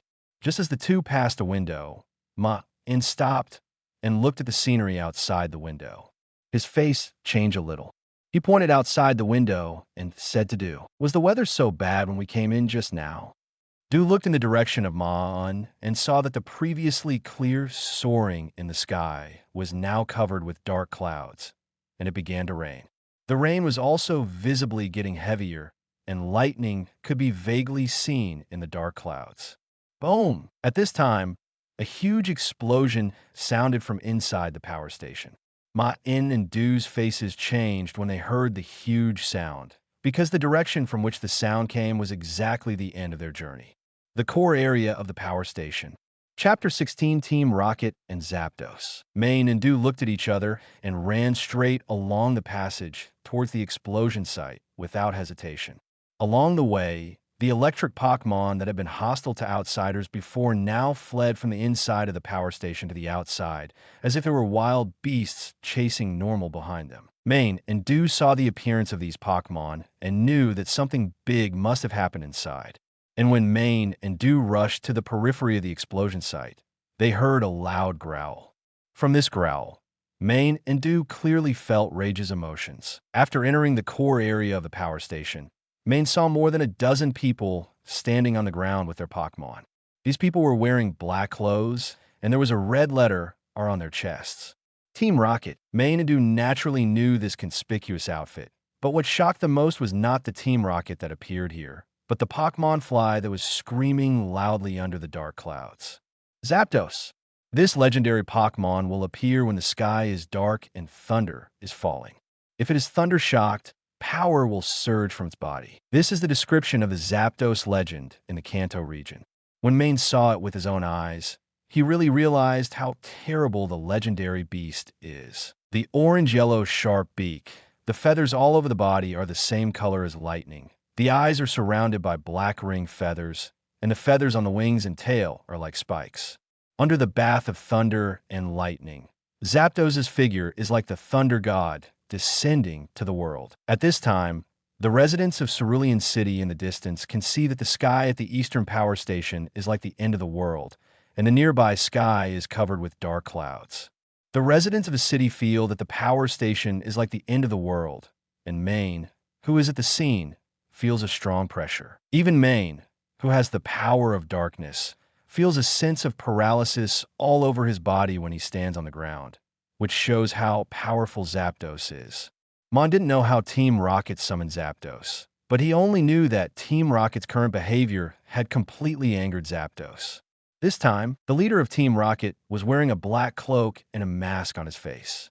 Seeing Maen and Dew breaking in, a mechanical voice came from under the mask, signaling other Team Rocket members to deal with Maen and Dew and not let the two of them get in his way. After giving the order, the Cloaked Man threw out several Pokeballs and released his Pokemon.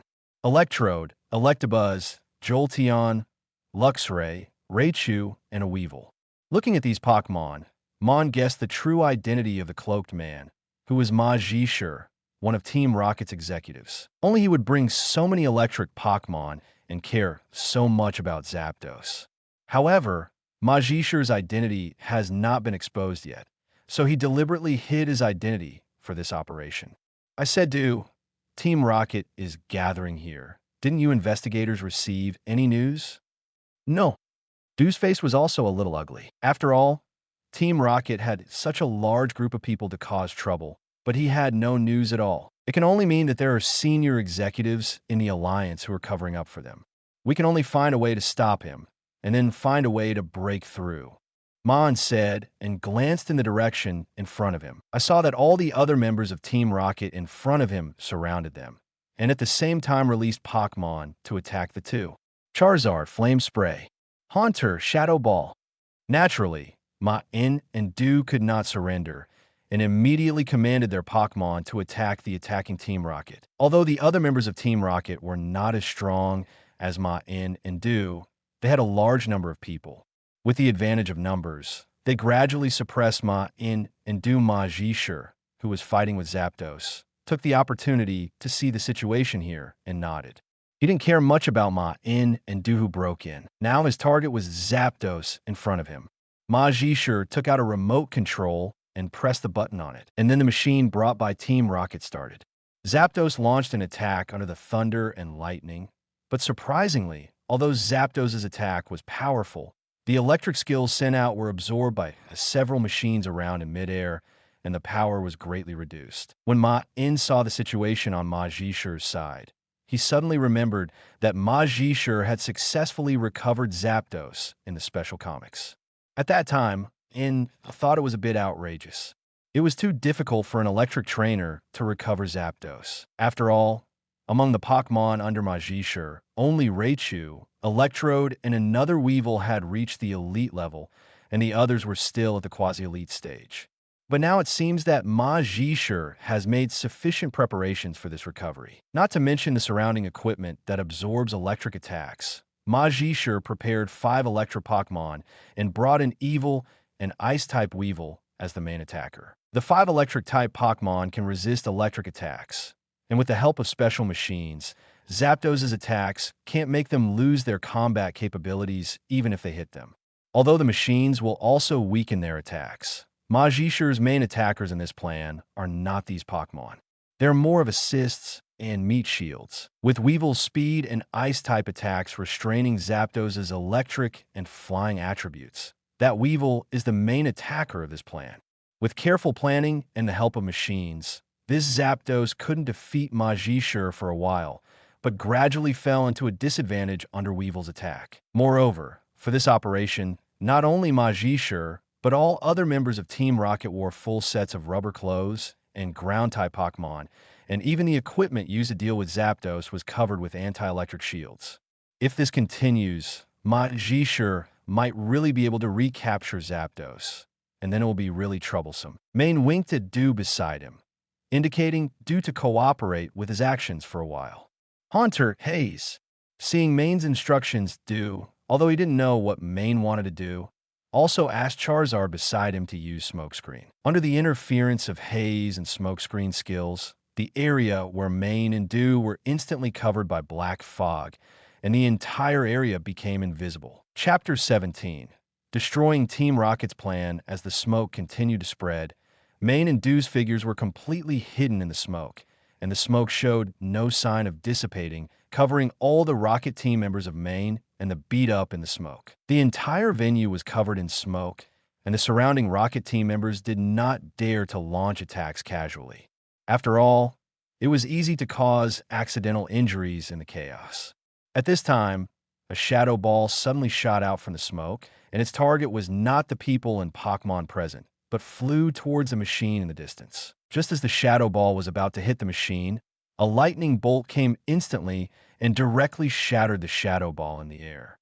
The Pokemon that attacked to stop the shadow ball was a Magneton, the 7th Pokemon released by Maen. Under normal circumstances, Trainer Normal will only carry 6 Pokemon at most, because most Alliance games are at most 6-on-6 duels.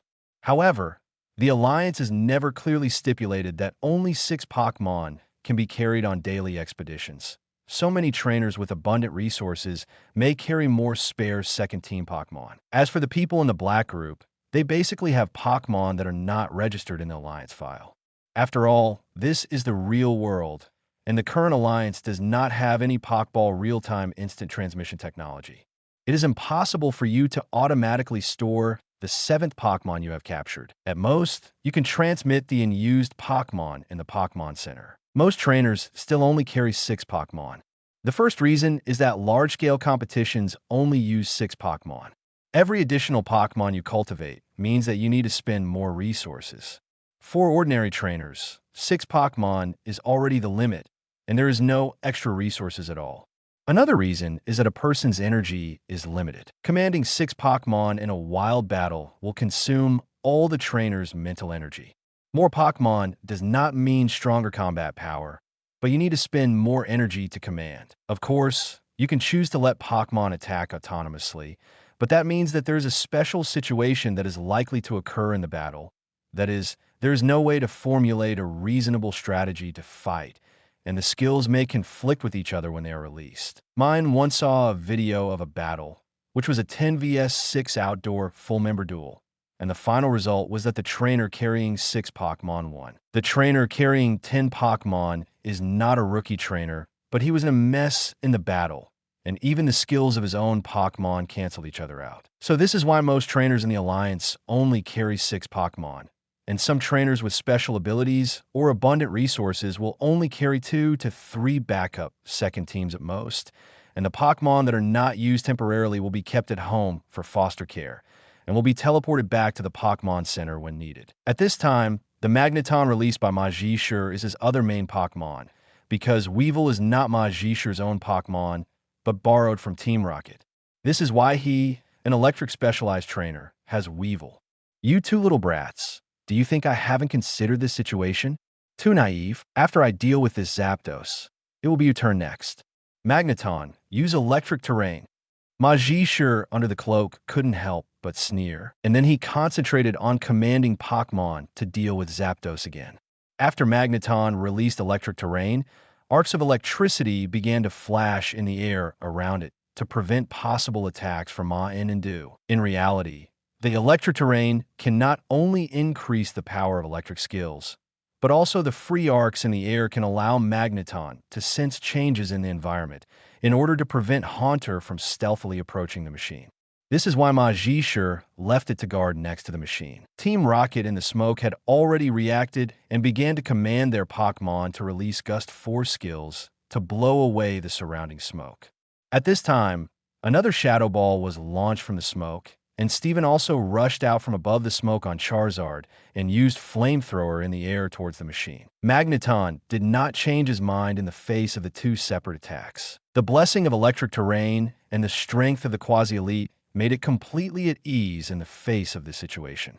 Thunderbolt swept past, scattered the flying Shadow Ball, and successfully resisted Flamethrower. Just as Magneton was about to prepare for the next attack, a black Haunter slowly emerged from the ground where the machine was placed, and then threw a shadow ball fiercely at the machine. Ma Jishur, who was commanding the battle, and the 3-in-1 who was guarding the machine suddenly felt an energy reaction next to the machine, and then saw a scene that made them tear their eyes out. Impossible. The Haunter should have fired shadow balls in the smoke, and with electric terrain blocking it, it couldn't have sneaked here. Ma Jishur, who was shouting, suddenly thought of a possibility. That is, the shadow ball in the smoke at the beginning was not fired by the Haunter at all, and the Haunter had already hidden and lurked in the machine when haze appeared at the beginning. However, Ma Jishur no longer had time to think about how Maen did it, because after the absorb electric machine was destroyed, the attack of Zapdos above his head would become as fierce as thunder. Everyone, do your best to kill those 2 little ghosts. Ma Jishur gritted his teeth and issued an order. Although Zapdos' attack became fierce, the injury just now still affected Zapdos. So Ma Jishur planned to fight Zapdos with all his strength. The biggest threat now is Maen and Du, who had been ignored before. Because under the attack of Zapdos, Ma Jishur can no longer be distracted, otherwise this operation will fail. You must know that he paid a huge price for this operation of Zapdos. On the other hand, Haunter, who destroyed the machine, immediately escaped in stealth, and Du took advantage of everyone's distraction to successfully take Maen away in the smoke with Charizard, and flew out of the power station before the other members of the Rocket team surrounded him. Chapter 18 Haunter. You scum trainer. At first, Maen and Du didn't think they could keep all the Rockets here, so the plan they made was to interfere with Ma Jishur's battle, and as long as this goal was achieved, they would immediately find a way to evacuate here. After all, the appearance of Zapdos was a big deal, and the residents of Cerulean City or the police there should have noticed it, and the Alliance would soon send people to support. As for the question that Ma Jishur was puzzled about, it was naturally very simple because after releasing the smoke, Haunter had already turned invisible and moved towards the direction of the rocket's device. As for the 2 shadow balls released in the smoke, it was naturally Maen's own hand. And before that, Du took Charizard into the air to launch an attack together in order to let Ma Jishur and his Magneton focus on this side and ignore the defense near the machine. Maen, the plan is very successful. We can evacuate, and the Alliance people should be here soon. Du sat on Charizard's back and said to Maen with a smile, "Wait, I have a present for Ma Jishur."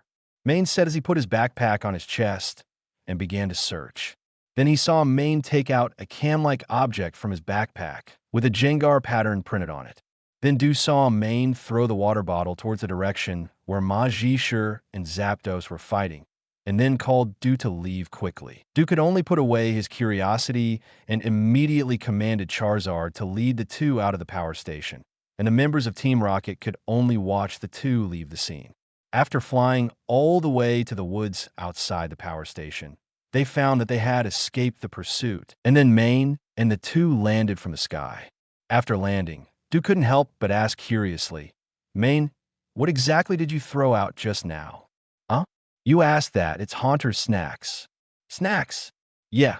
Haunter, who followed Charizard back to Maen in stealth, heard Maen's words as soon as he arrived. He and Du showed a puzzled expression at first, and then suddenly thought of something, rushed to Maen's backpack in a panic, and began to search frantically. Then he found that his favorite snack, Ken, was missing. Oh, after being shocked, Haunter immediately threw away his backpack and hid in Maen's shadow, crying. Du looked at Maen squatting on the ground and apologizing to Haunter in the shadow, and his face showed a speechless expression. It was the first time he saw that the ghost Pokemon who always played pranks on others was actually made to cry by others. This Maen is really a big villain. On the other side of the power station, after Maen threw out the Haunter snack can, Ma Jishur and Zapdos, who were present, did not care about the flying can. The aftermath of the skills released by the 2 sides in the battle directly shattered the can in the air. At the moment when the jar broke, a thick mist of black, like ink normal, also scattered. Although the haze that was scattered did not dissipate for a long time, the amount was not large, and it did not look like an attacking move. So Zapdos and Ma Jishur did not care. Ma Jishur thought that Maen threw the jar just to distract him. So he continued to command the battle with Zapdos with all his strength. In his opinion, Zapdos was already at the end of his strength, and he was confident that he could successfully recapture Zapdos before the Alliance arrived. As for whether this unfair battle could conquer Zapdos, it was not within his consideration at all. It was enough to get the Pokemon's body. As for the Pokemon's heart, there were many related devices in the Rocket Team that had not been used yet. Weevil Ice Punch. After hearing Majishar's command, Weevil hesitated for a moment, and then gathered blue energy in his hands, and rushed towards Zapdos with the cover of several other electric Pokemon. Matsishi noticed Weevilesse hesitation. Although he felt a little rage, he had no choice. After all, this Weevil was borrowed, and the two sides had no tacit understanding. It was normal for Weevil to hesitate. Anyway, as long as he could carry out his command in the end, he would not need it after Zapdos was in hand. Just as Weevil attacked Zapdos, his nose suddenly moved slightly, and then a particularly fragrant smell came into Weevil's nose, reminding Weevil of the top-grade energy cube he had eaten, but this smell attracted him more than that energy cube. Under the temptation of this smell, Weevil couldn't help but glance in the direction of the smell, and the ice punch that was about to be launched in his hand also slowly retracted the energy. Weevil, what are you hesitating about? Majishar noticed Weevil's strange behavior at the first time, and then shouted loudly. If Majishar was Weevil's trainer, Weevil would definitely concentrate on the fight after this scolding. But the problem is that the two are not in a subordinate relationship. Weevil did not obey Majishar's command at the first time, but quickly looked for the source of the smell, a wisp of drifting haze. At this time, Zapdos and soaring in the sky also discovered the moment when Weevil was distracted after Majishar. The biggest threat to it in this battle was the Weevil. Now that he found an opportunity, Zapdos did not hesitate and launched an angry attack directly. A lightning bolt as thick as a tree trunk fell directly from the dark clouds and struck Weevil on the ground. Weevil instantly felt the hair on his body exploded, and a sense of danger came instantly, and this sense of danger came from the top of his head. However, Weevil was still a step slower in the end. If he had devoted himself to the battle before and had its speed advantage, he could have completely avoided this attack. But because of distraction, by the time it reacted, the lightning had already struck it. Without any special device to suppress it, coupled with Zapdos' angry attack, Weevil was half-knelled on the ground after being hit by this skill attack, and the hair on the whole body showed traces of charring, and it smelled of burning and emitted black smoke. Thanks to the strength of the elite level, Weevil was not immediately electrocuted and lost its combat ability, but such a severe injury obviously could not be used as a main attacker. Looking at Weevil's appearance, Majishar cursed inwardly, and his face under the cloak had completely turned black. He didn't expect that he would fail at the last moment. Without Weevil's main attack, Majishar's other Electro Pokemon had no way to cause effective damage to Zapdos. Chapter 19, do you want Zapdos?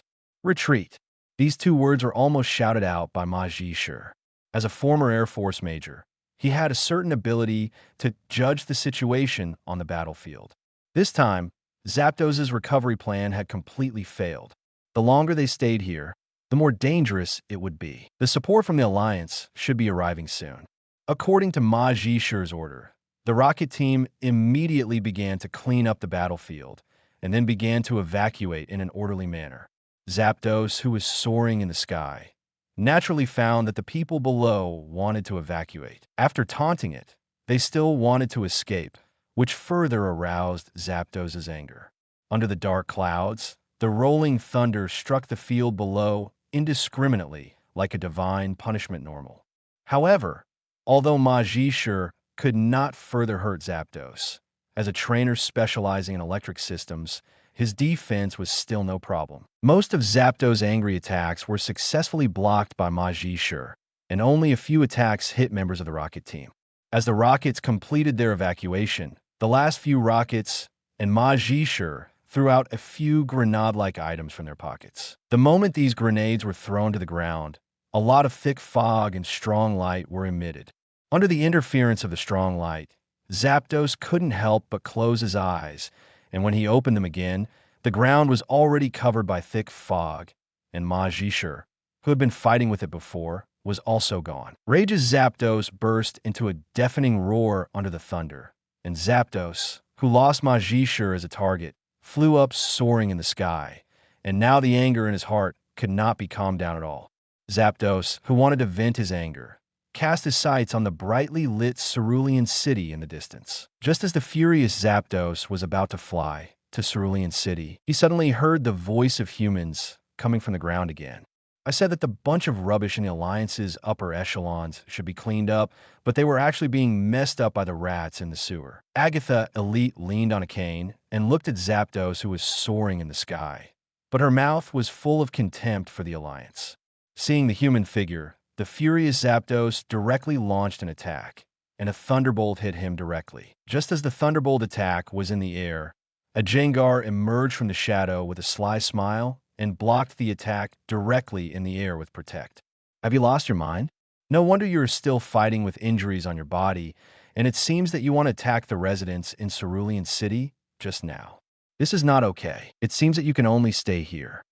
Jengar, Scary Face. Frostless Blizzard. Dusknoir, Ice Punch. 10 minutes later, Agatha stood there holding an Ultra Ball, and the ball was filled with Zapdos. Yeah. At this time, Jengar suddenly appeared beside Agatha, holding some fragments of items in his hands, and a pattern of Jengar could be vaguely pieced together on these fragments. Hearing Jengar's voice, Agatha turned her head and quickly recognized that it was Haunter's snack can, and a strange expression appeared on her face. Agatha Elite suddenly received a message from Alliance, saying that something big happened at the power station, and hoped that she could come here to investigate again. However, in view of some unpleasant things that happened with the top management before, Agatha originally planned to refuse directly, but Alliance had no choice but to promise some benefits, so Agatha was willing to come here. The reason why Alliance was so shameless to ask Agatha Elite is very simple, because what Team Rocket did this time was completely a slap in the face of Alliance. Before, the gym leader of Cerulean Gym died, and Alliance punished the criminals with thunder and lightning, thinking that these people in the dark would be more honest. But before a few months had passed, the Zapdos incident was directly brought up. If Agatha had not arrived in time just now, the residents there would probably be in danger after the angry Zapdos arrived in Cerulean City, and the situation would be serious at that time. The most important thing is that Alliance did not receive any news about the whole incident, which shows that there must be an insider of Team Rocket in Alliance, and their status is definitely not low. Although the Pokemon Alliance knew that there must be spies in their ranks. After all big organizations have this situation. The Alliance also has spies in Team Rocket and other region criminal organizations. But there was no news about such a big thing as the Zapdos capture operation, which made the Alliance completely furious. So they pulled down their faces and asked the nearest Agatha Elite to go out. If the Alliance did not fight back, then tomorrow other criminal organizations would be able to ride on their heads, which would be a huge blow to the prestige of the Alliance. I didn't expect this kid to be involved in this matter. It's really unexpected. Agatha Elite asked Jengar to clean up the debris and left here, because there was still a rat hunting operation to go on. The next morning, after resting in Cerulean City for a night, Maen came to the Pokemon Center to have breakfast after a morning run, and happened to see Dew, who had been waiting for Maen at the door. There were faint dark circles around Dew's eyes. After all, as an investigator of the Alliance, he could not miss the arrest operation last night, so he could not rest as peacefully as Maen. Dew told Maen about what happened last night. The Black Organization in Cerulean City suffered a catastrophic disaster last night. They were all plowed. Now, the public security in Cerulean City is probably the best among all the cities in Kanto. That's not bad. By the way, is there any news about Zapdos? Hearing Maen ask about Zapdos, Dew showed a strange look on his face and said to Maen, "The Rocket team did not get that Zapdos. Their plan failed." "Oh, then our efforts were not in vain. What happened to Zapdos later?" "It was recaptured by Agatha Elite." Maen looked at Dew's face carefully, trying to confirm whether the other party was joking with him. And then Dew explained to Maen what happened yesterday. It turned out that Zapdos was picked up by his grandmother yesterday, and it was his grandmother who led the hunt in Cerulean City yesterday. Just then, Maen found that his Pokédex rang, which was an invitation for a video call, and the initiator was his grandmother Agatha. "Grandma, I heard that you were very powerful last night." After the call was connected, Maen saw his grandmother's face appear on the screen, and he praised her in various ways. Seeing Maen's face, Agatha's originally serious face softened a little, and Jengar behind Agatha greeted Maen on the other side of the screen and made faces. "Enough of the small talk, Maen. Do you want Zapdos?" Hearing Agatha's words, Maen and Du beside him all fell into a silent contest condition. Chapter 20 Zapdos is having a big sale. Following Agatha's words, the whole scene fell into silence. Maen and Du were both speechless after Agatha's words, especially Du. He didn't expect Agatha to think so highly of Maen that she was willing to give Zapdos to Maen. You know, there are not many opportunities to become a trainer of a mythical beast. On the other side, after being surprised, Maen really wanted to agree for a moment, but Maen immediately gave up the idea because of his own special abilities. Ghost and Evil Pokemon are the best choices for him, and Zapdos' attribute is not within this range. In addition, the most important thing is that he can't command Zapdos at all, and it's useless to carry it with him. Instead, it's like carrying a bomb on his back, which may hurt him at any time. After thinking it over, Maen decisively gave Grandma Agatha a reply. Agatha Elite seemed to have expected it a long time ago, and a satisfied smile appeared on her face when she heard Maen's words.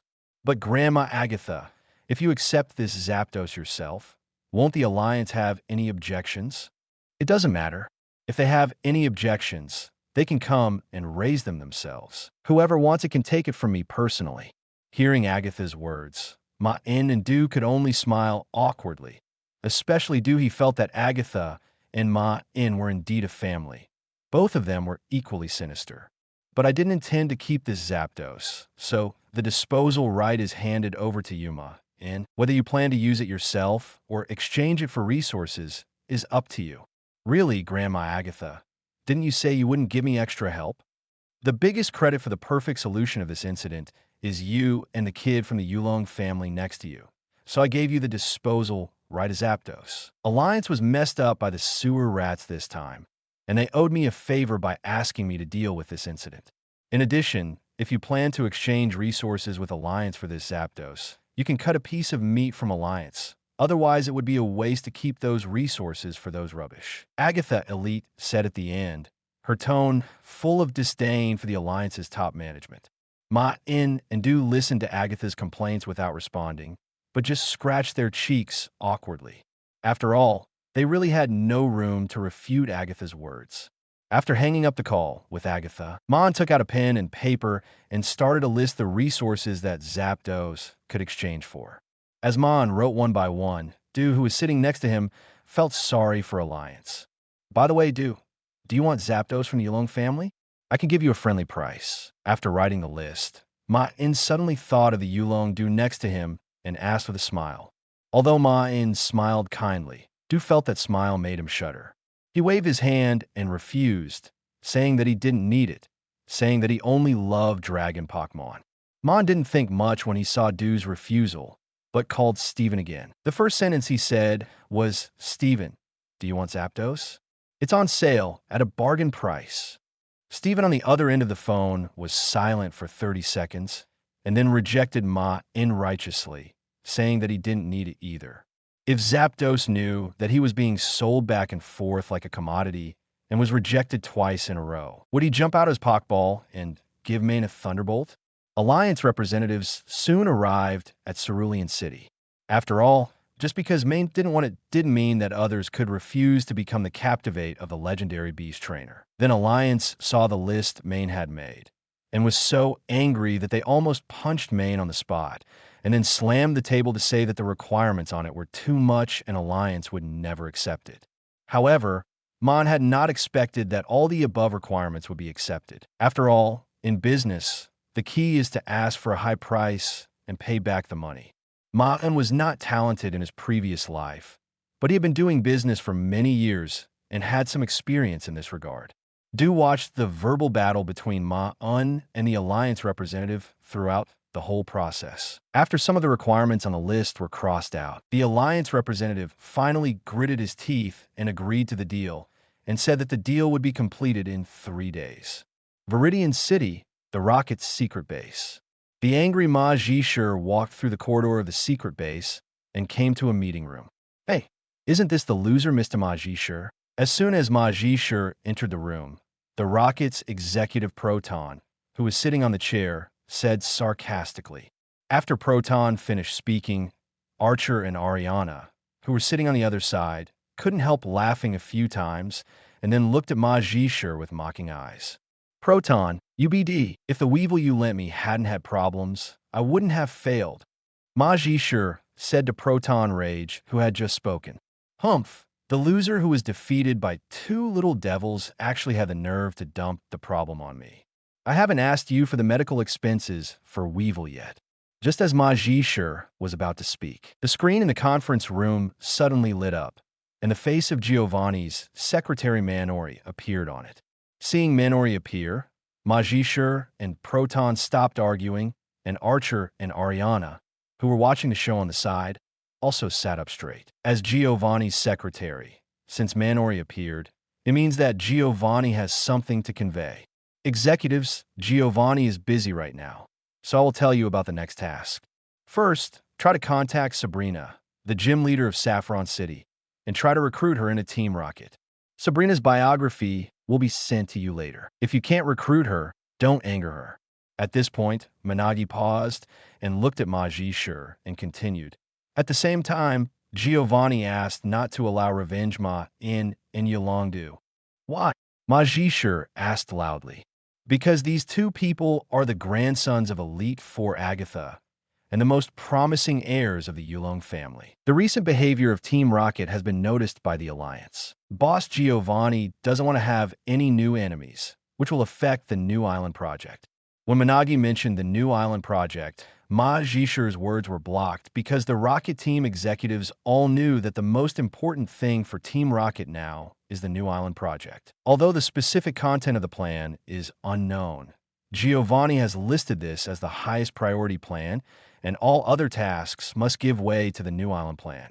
And just now, when Ma Zhishur heard Agatha's name, he couldn't help but shudder. Chapter 21 Resources exchanged by Zapdos. After the plan to capture Zapdos failed, Ma Zhishur had already successfully evacuated Team Rocket to Cerulean City, but then Agatha, who was chasing them, found clues and chased them. Even when all members were in full contest condition, Ma Zhishur could not beat Agatha, not to mention that he had just fought with Zapdos. If Ma Zhishur had not let Pokemon use Explosion to blow up the escape passage and sell out other members of Team Rocket, he would have been caught by Agatha Elite long ago, and Ma Zhishur had seen how strange the ability of Ghost Elite was. However, although he escaped successfully, he first fought with Zapdos, and then got rid of Agatha's pursuit. Ma Zhishur's Pokemon is now basically in contest condition with all members injured, and he can't fight for a short time. And because the Pokemon lineup was exposed to Agatha's eyes, after all, the electric Pokemon lineup is still very obvious. Ma Zhishur knows that he will definitely be monitored by the Alliance in the near future. Fortunately, Ma Zhishur had already left a backup plan in the gym, which could slightly clear him of suspicion, but he also had to keep a low profile recently. After seeing Ma Zhishur acquiesce to Giovanni's explanation, Jinyao nodded slightly, and then said to other executives, "The last thing is that all the big actions of the Rocket Team have stopped recently, and they need to hide for a while. Alliance will increase the intensity of the search recently, and if necessary, some unimportant bases can be abandoned to feed the search officers sent by Alliance. That's all." Lord Giovanni's words have been conveyed, and I hope all executives can do things according to the instructions seriously. After speaking, the screen dimmed, leaving only a few executives in the conference room. Ma Zhishur looked at Proton hatefully, and then left the conference room angrily. After leaving Rocket Hideout, Ma Zhishur took the vehicle to return to the gym in Vermilion City. On the way, Ma Zhishur's phone rang, and it was Ma Zhishur's younger brother on the other end of the phone. "This is Ma Zhishur. What's up? Did something happen in the gym?" The younger brother on the other end of the phone hesitated, and then said in a fearful tone, Boss, I just got news from Alliance that Zapdos was recaptured by Agatha and then reached a deal with Alliance. Now Zapdos should be in Alliance's hands. Bang! The younger brother clearly heard the sound of Ma Zhisher slamming the phone, followed by a long, busy tone. Although Ma Zhisher had already prepared himself mentally, he still asked the younger brother to investigate Zapdos' intelligence and see if Zapdos was not recaptured at the time, but left so that he would have another chance to capture him. But the younger brother's words just now completely raged Ma Zhisher, especially since Zapdos was in Alliance's hands. Then he really had no chance. As for spending money to get it back from Alliance, most of his resources had already been invested in this capture operation. That special machine, the rental fee for Weevil, and the props used to attract Zapdos were all bought by him, because this operation was originally his personal operation. Under such circumstances, it would be strange if Ma Zhisher was not furious.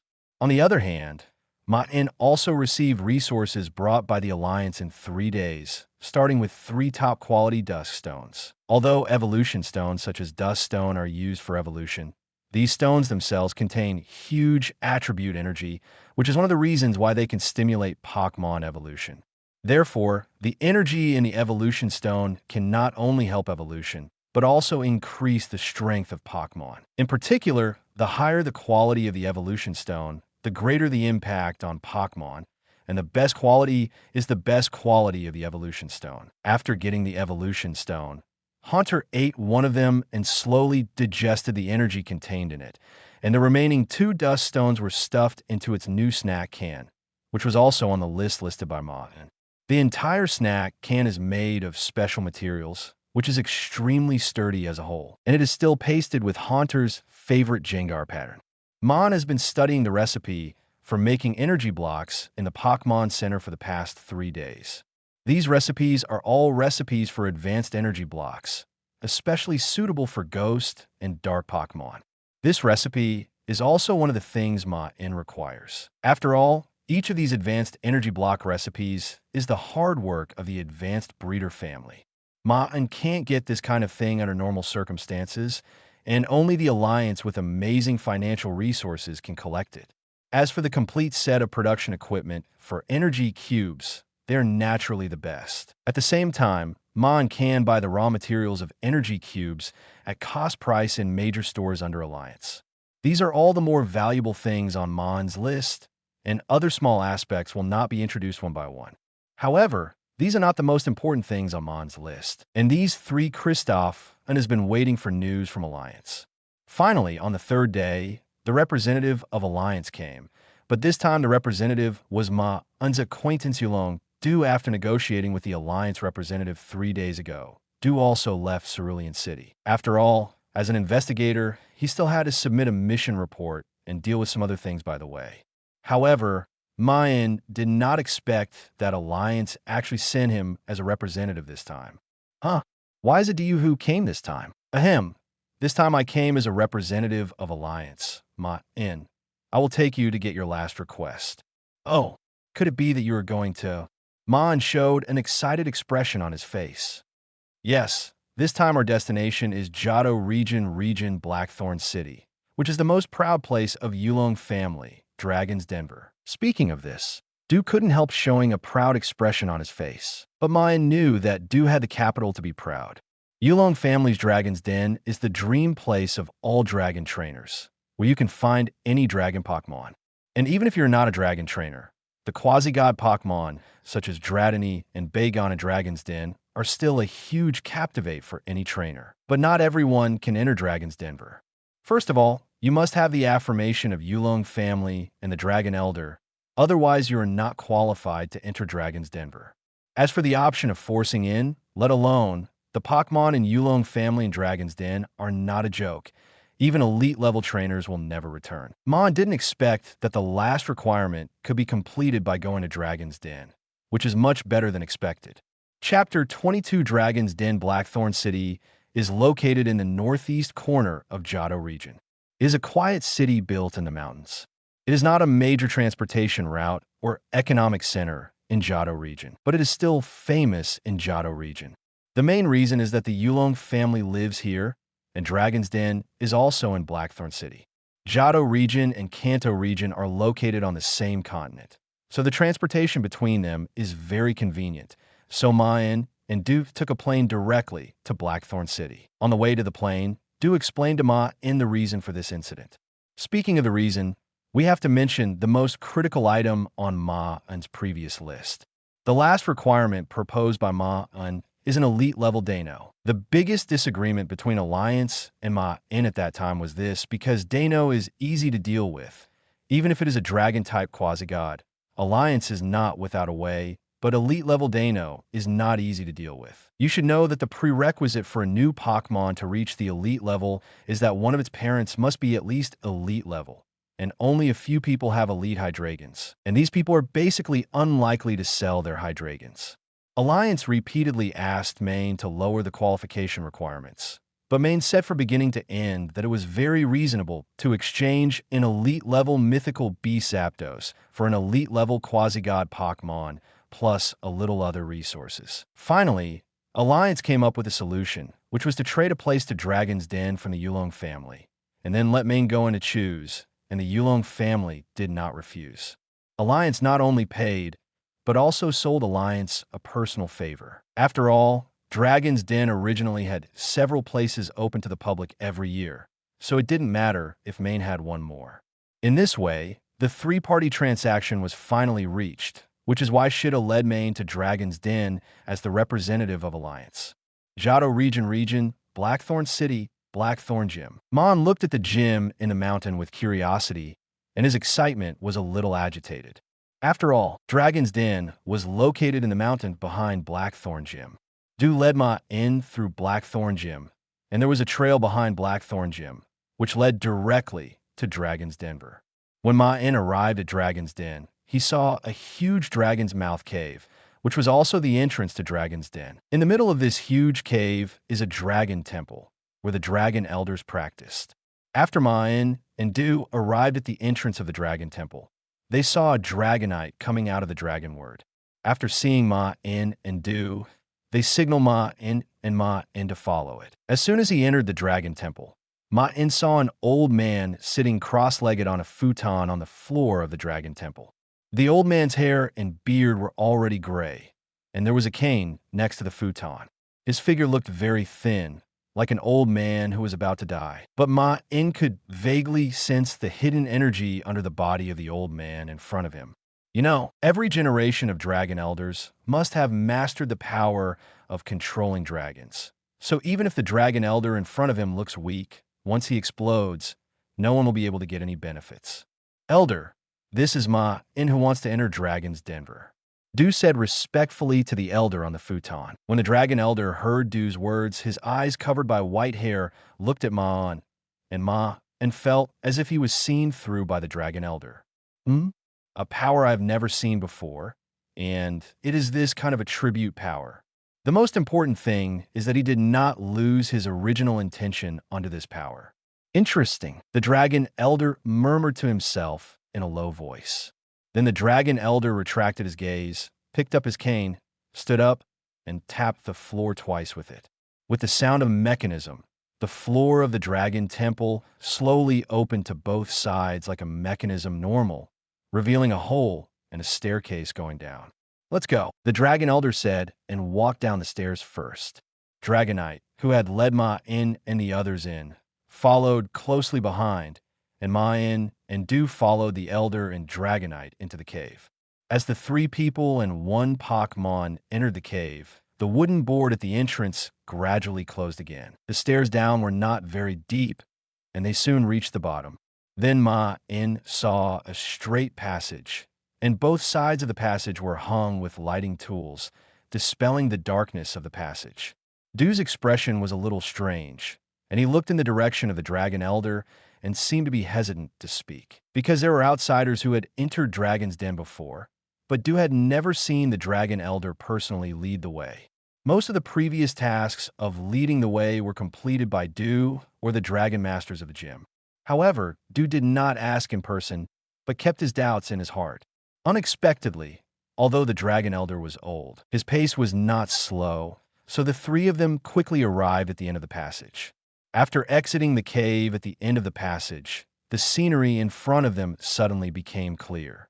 Unlike the narrow passage, the space in front of them became extremely vast, and the environment was no longer the monotonous rock, but a vibrant grassland. Various Pokémon were running on the grass, and although Dragon's Den was a place where dragon Pokémon lived, it did not mean that there were only dragon Pokémon here. There were still some Pokémon of other attributes. At a glance. No more novels? Take part in the voting. The most requested novels and those with the most likes will be chosen for publication on euroaudiobooks.com. There, I can upload as much as I want without the risk of receiving a strike. Our 18 novels and other content that exceed what is morally acceptable are only published on Patreon or the free novels page. Remember, the site is funded by donations on Ko-fi and Patreon memberships.